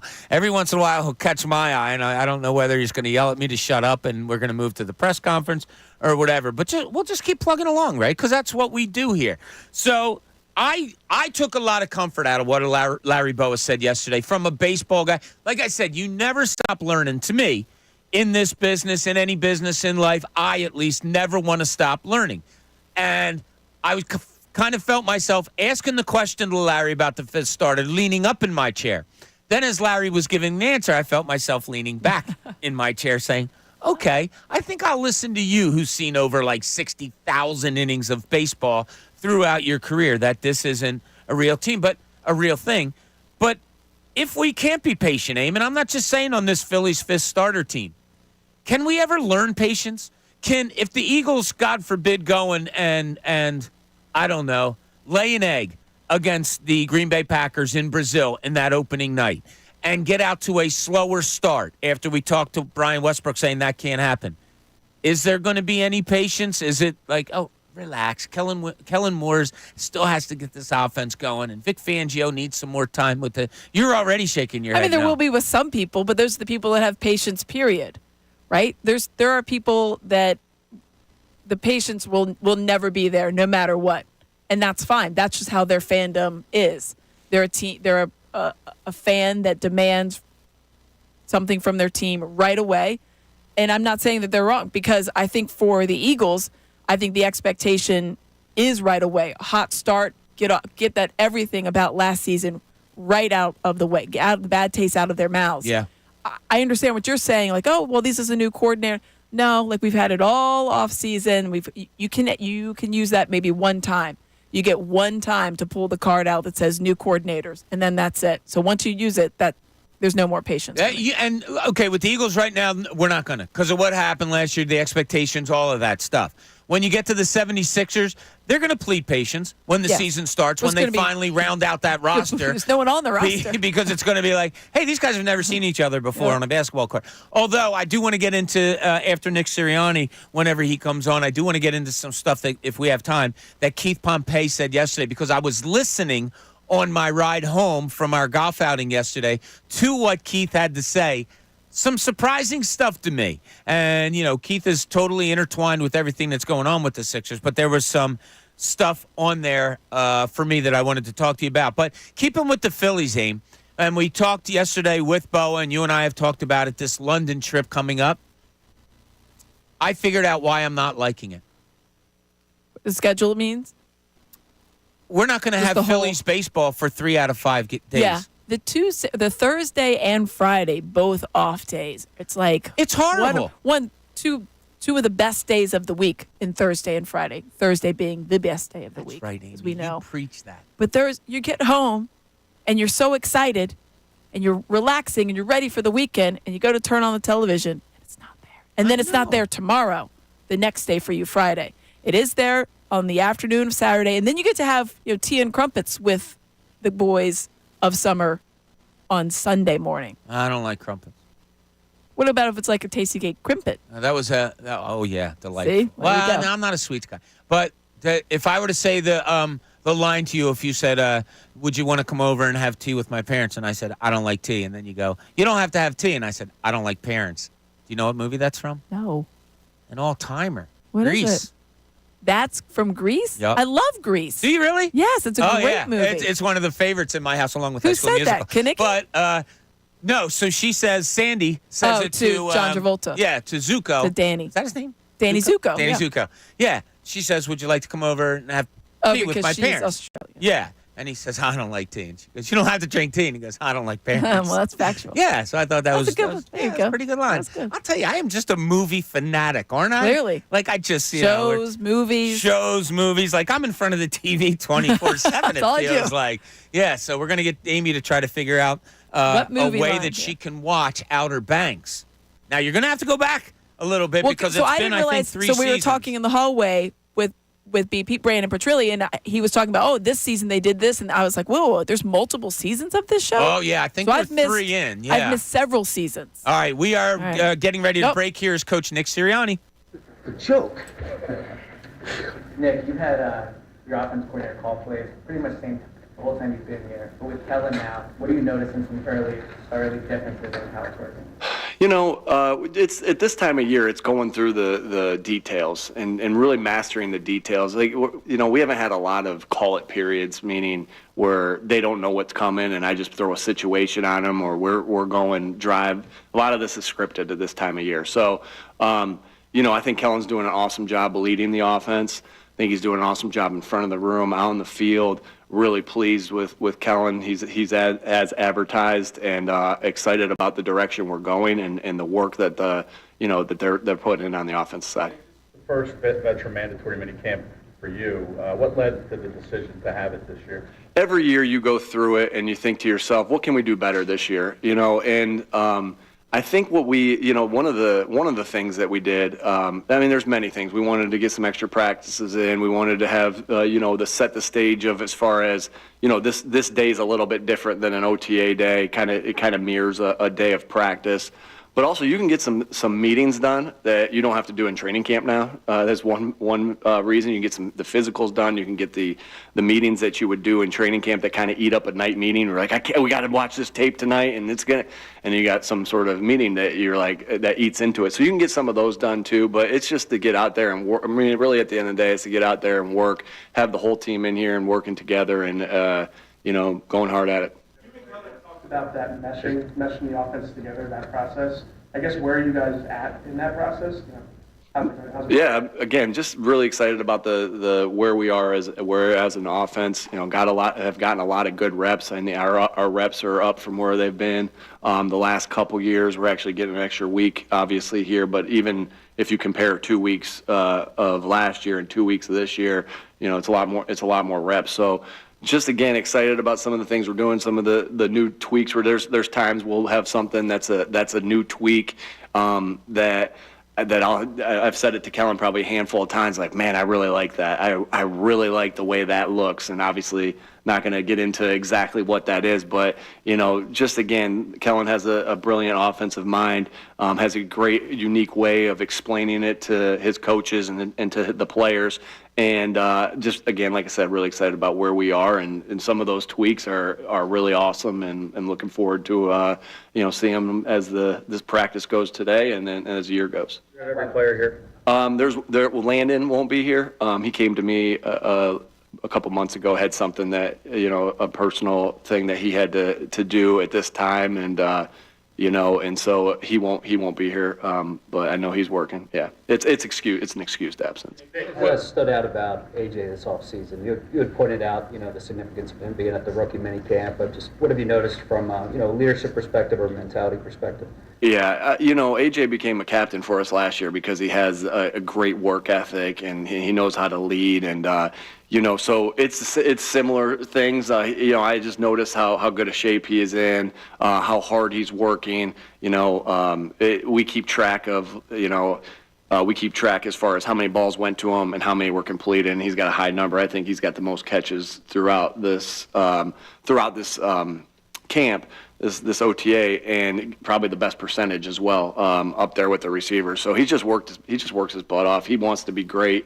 He has his sights on being great. He's been great, and he wants to continue to do it week after week. I'm excited or year after year, and this year I'm excited for you guys to be able to go out there and see him, and because he's looked really good. Nick, we've heard a lot of. I'll come to you. At wide receiver, who stands out for the third spot specifically, and then the depth overall? I like the depth. I really like the depth. As far as the third spot, I mean, that can look a lot of different ways, right? That can look 12 personnel. That can look 21 personnel. That can work, we don't have a fullback, but two halfbacks. That can look like 11 personnel, right? And so, that third, Grant Calcaterra's done an unbelievable job. He's shown toughness, and mental toughness to get better every single day. I notice that every single day. I'm not, and so that he's a guy that's in there. I'm pleased with our depth. Paris has had a good camp. Joe Nagata's had a good camp. Johnny Wilson's had a good camp. John Ross has had a good camp. I know he just got here, but he's had a good camp. With the rookie mini camp and then the other practices that he's had. And so. And a lot of guys have gotten opportunity. Brenton Covey's had a really good camp. And so, it doesn't have to be a receiver, but I'm happy with the depth. I'm really, really excited about working with some of these guys. I think Howie and his staff have done an unbelievable job of bringing guys in that, I'm really excited. We've been excited to work with all of them, and then they've all shown flashes of being really good. I think when you can look at the guys and look at every single player on your depth chart and say, "Man, I'm excited to work with them," that's really good. That's really good scouting. That's really good by Howie and his staff.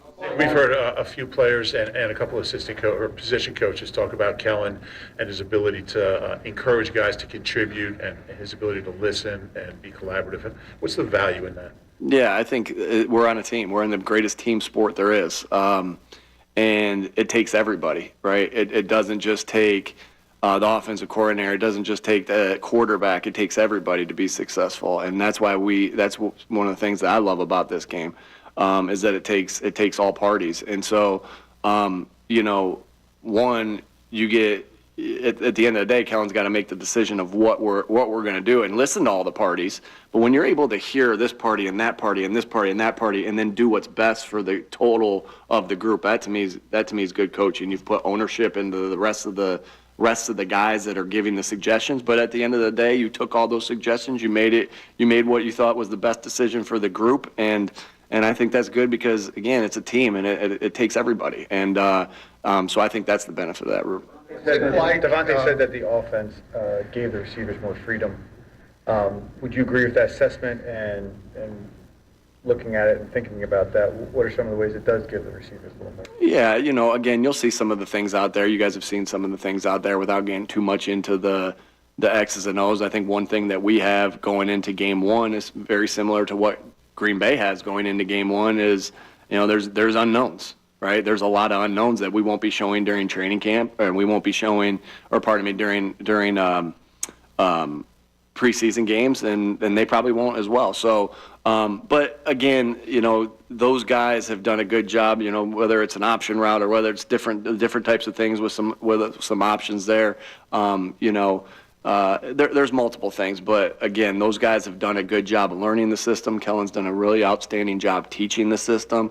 And our quarterbacks have done a nice job of learning it, and Jalen and Kenny and Will and Tanner really been a good job of learning the system and getting the ball to the receivers.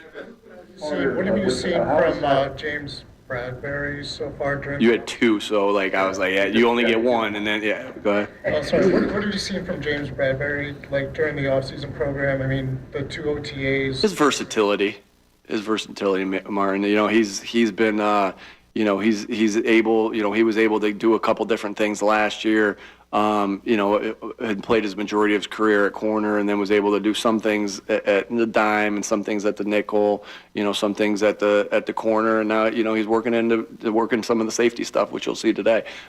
So that is, I'm excited about that and his opportunity to be able to, you've seen a lot of good corners in this league. I guess the first guy that comes to my mind, Charles Woodson. He went from elite corner to being an elite nickel to being an elite safety. I mean that.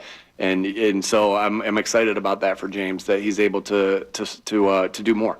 An offensive guy, Nick, what is it a luxury to have that skill set of Saquon Barkley? Can do so many different things. Oh, I thought you were on the James thing because you were excited to get that. Yeah, of course. Man, Saquon. It's really nice to see him in green, and I know, it's really nice to see him there. Like we missed the tackle on him the other day on the sideline. Now we're not tackling, but you can tell without pads on, you can tell if that guy made the tackle or not. And I had visions back of like him on the sideline and us watching all these plays on the sideline of Saquon making somebody miss and Saquon making somebody miss and doing it again. And it was like it brought me back to that. And like, man, I'm glad that. I wasn't happy that our defensive player missed the tackle on this particular one, but I'm really happy that Saquon, that number 26, is on our side, making the guy miss. Sometimes you see Giants fans around here with the being so close, and they give me a good like, hey, go Giants, and I'd typically let it go, but if the guy gets me good enough, I usually say, got your best player. Why the cross training with Bradbury? Yeah, just the more you can do, and and he's got the skill set, and he has the mental capacity to do it, and so I'm really excited about where he's at right now. How do you take that suggested play safety? How do you respond to that and how do you receive it? Who's that? James. Oh, okay.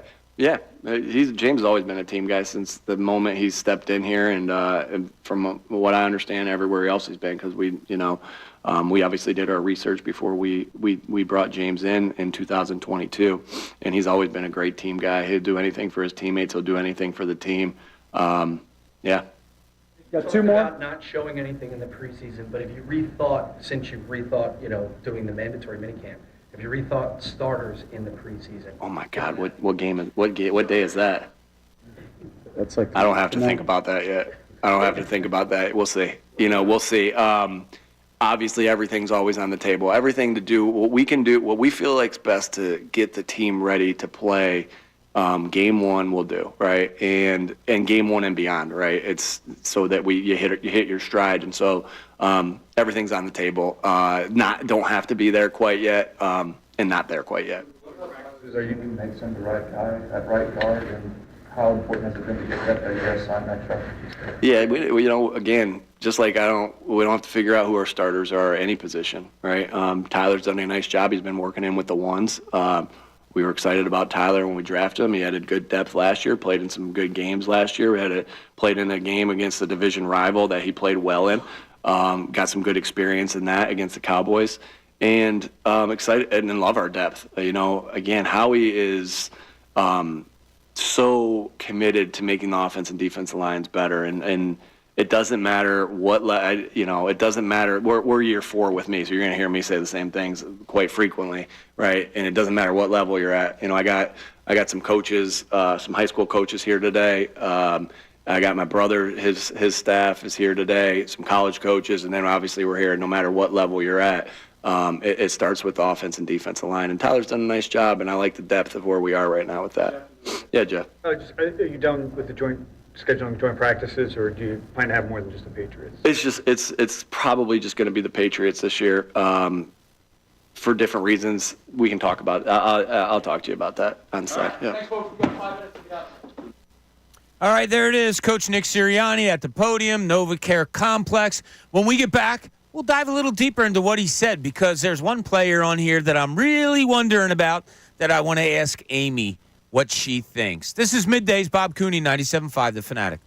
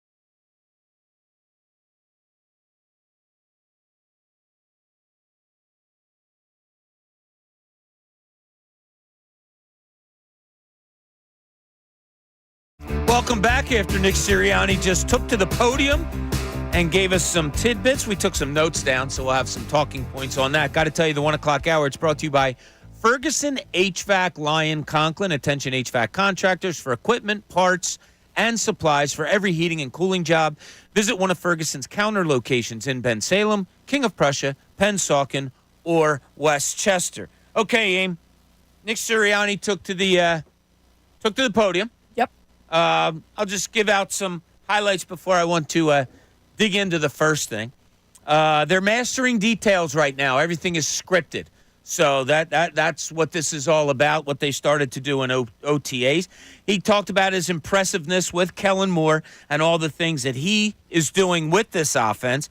He wanted the extra practice. Somebody asked why. Why do it this year? Well, you look to change things every year. You got to commend him on that.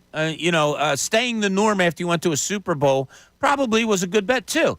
But things didn't go well last year, so he said he wanted to change it up. They're working together. They're hard on it. Talked about offensive reps are way ahead of what they were last year. Has often said to Kellen Moore, I really like the way it looks. All right, just out of those type of things, I don't know. Is he a bystander? Like, Kellen, can I watch? Yeah, well, it comes if I have over. Something to say, what plays do you have? Oh, I like that. I like that. I think he was trying to communicate it more as like it's a lot more input and give and take and community as far as he and Kellen Moore running the offense. It was one of the first questions asked about hey, what is it you say you're going to do here exactly? And I feel like he's been asked that a number of times. People are still really just trying to hammer it down. So I think that was his way. It did kind of come across as like, I'm looking over his shoulder, and I thought that's a good point. I think it is a little bit more round table-y probably between the two of them. I like that, round table-y. Yeah, I think that's a word. Yeah, I'll check it. If it wasn't, it should Dictionary.com. be. You know what I mean? Like Kellen Moore has like, Yeah. here's what I've got. Oh, and maybe Nick Sirianni is saying, well, have you tried this? Or I like what you did there. I think that he's trying to show that it is going to be a little bit more of a group think effort on that. Yeah. Okay. Landon Dickerson has an excused absence, came to him months ago to ask for time off. He talked about A.J. Brown, great work ethic, knows how to lead, was named captain last year because of it. Then he was asked about the depth of wide receiver, and the first words out of his mouth was a tight end. Yeah. Where he said Calcaterra. Yeah. He goes to Calcaterra, and I'm like, Calcaterra, and I was like, I was thinking you might say Paris Campbell. He said eventually, he named literally every other player that's at that position. But it was, I can't remember who asked the question, but they said, what do you like about what you've got at wide receiver, specifically that third wide receiver spot, and is there a name? Asking for specific. Yeah. And he said, I really like the depth. And then he talked about Grant Calcaterra. Yeah, he went to a tight end. Okay. And then he talked about, running backs are also going to, be featured receiving the ball. The answer and is there's not a third wide Yeah, receiver right now. Exactly. Yeah. He might like the That's a depth, non-answer. but it appears there isn't any when it comes to the wide receiver core right now. It's a team. It takes everybody is another thing that he says. He said that Green Bay, and this was no surprise, that the Eagles in Green Bay, they have a lot of unknowns and stuff they're not going to show before the first game of the season. And then he also talked about, before I get into it, Saquon Barkley making people miss on the sideline was pretty cool to watch. Watching him go down, even though they weren't tackling, saying, yeah, that guy wouldn't have got him anyway. And I swear to God, it's in my mind. I'm like, are you the coach of the team? Yeah. It's good to see the good, but are you upset that the guy didn't make the tackle? He didn't and then he stop him kind of at all? alludes to, of course we want to see that tackle made, but it's so nice to have Saquon. I swear sometimes this guy, I wonder where he's at. Like, no big deal. Like, he's there having fun. It was great watching him last year when he ran all over us. He's there having fun, Like, hey, I got some ideas here. What do you guys think? Can I watch? Sometimes I do think of that. But then he was asked about James Bradberry, and he went right to the versatility. What I wrote down. He can play some dime, some nickel, some corner.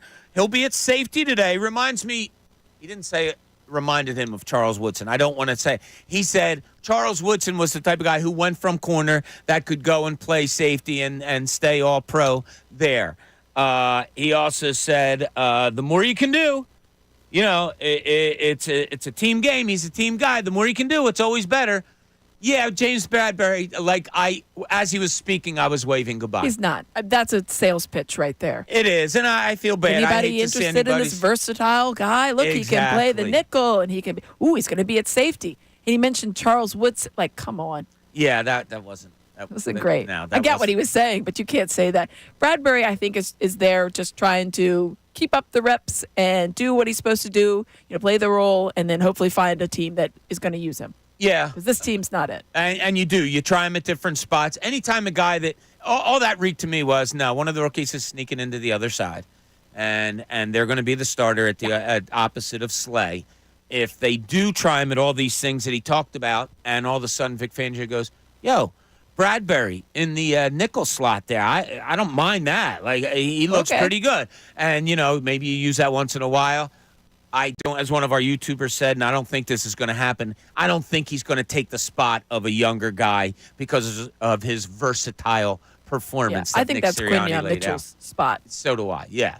And with the Keely Ringo and all of the other young guys that you have there still, yeah, I think it was more of a anytime you're a veteran, like if we were watching practices or anything like that, and you say, oh, wow, they're moving him around to different spots. Because he's versatile. Yeah, because he's going to be moving even further. On the way. Yeah, so I think it's kind of a prove-it spot for James Bradbury now. But anything else kind of stick out with what he had to say? Obviously, it's always positive with Nick Sirianni. Everything's going great. The reps are terrific. We're well ahead of where we want to be. Of course, you're going to hear all good stuff. He's not gonna... I mean, this is the start of mandatory mini camp. So the way this is, they're going out on the practice field at like 1:50. So usually you have the guys practice and then you hear from them. So it's definitely he's only talking about positive. There's only one absence. And that's good. He talked about A.J. Brown. Obviously, the questions there.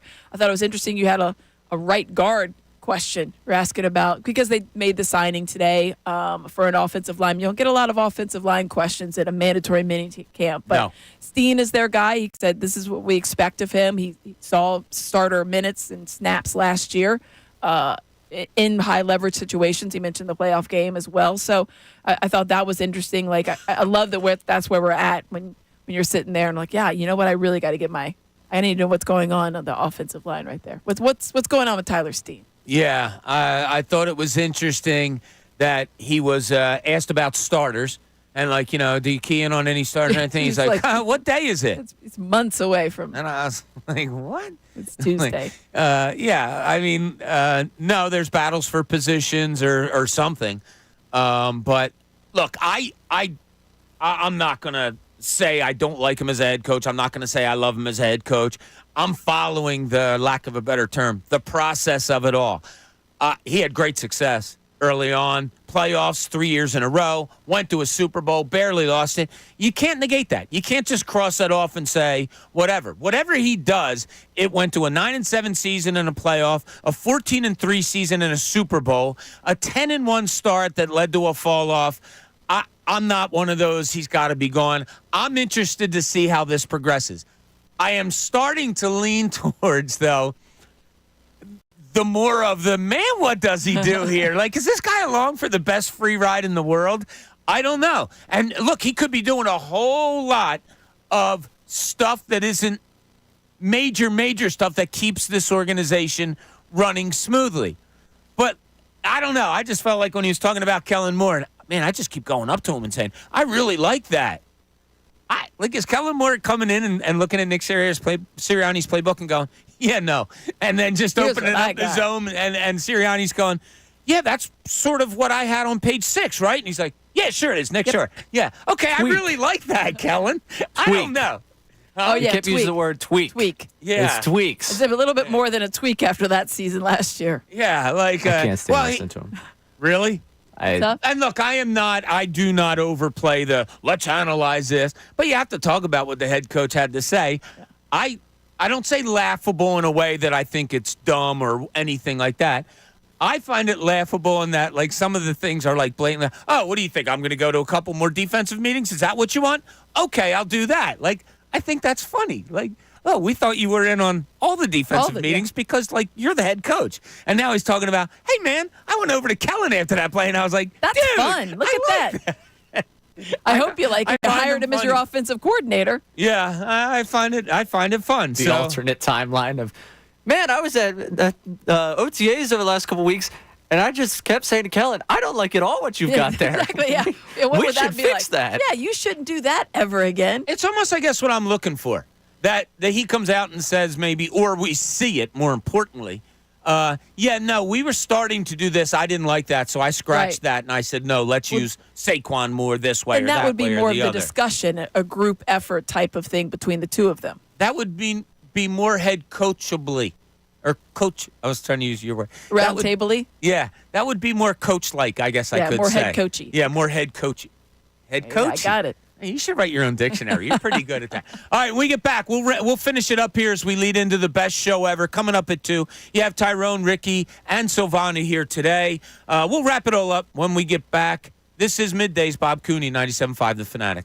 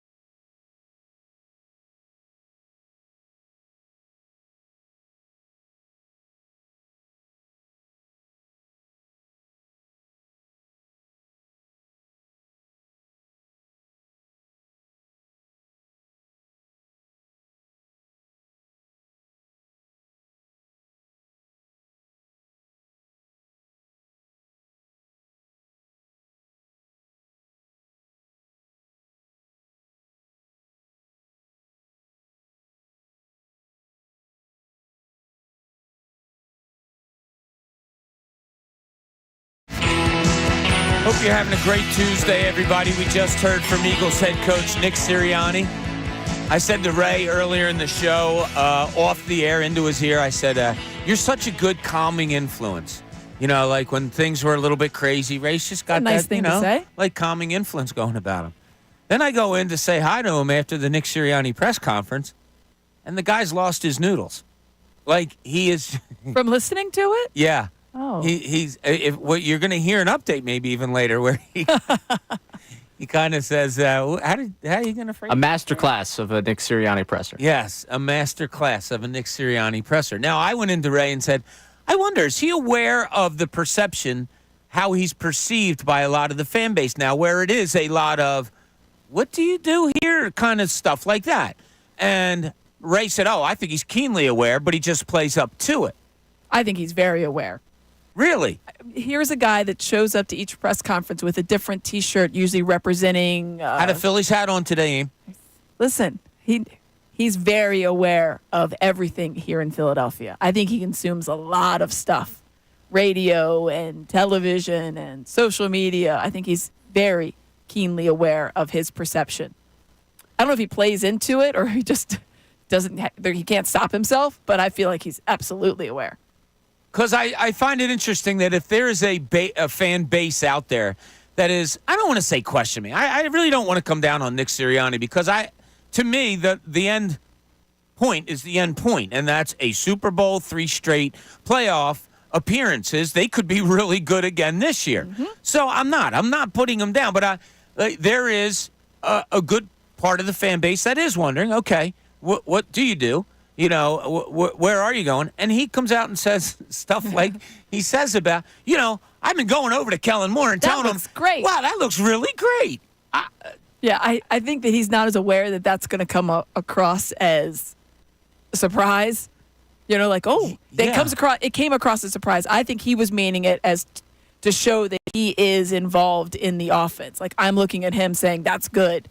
He didn't continue to say, which I think the next thing would have been like, and then Kellen said to me, I really like that. You know what I mean? To show that it is more of a back and forth, a round table-y, if you will.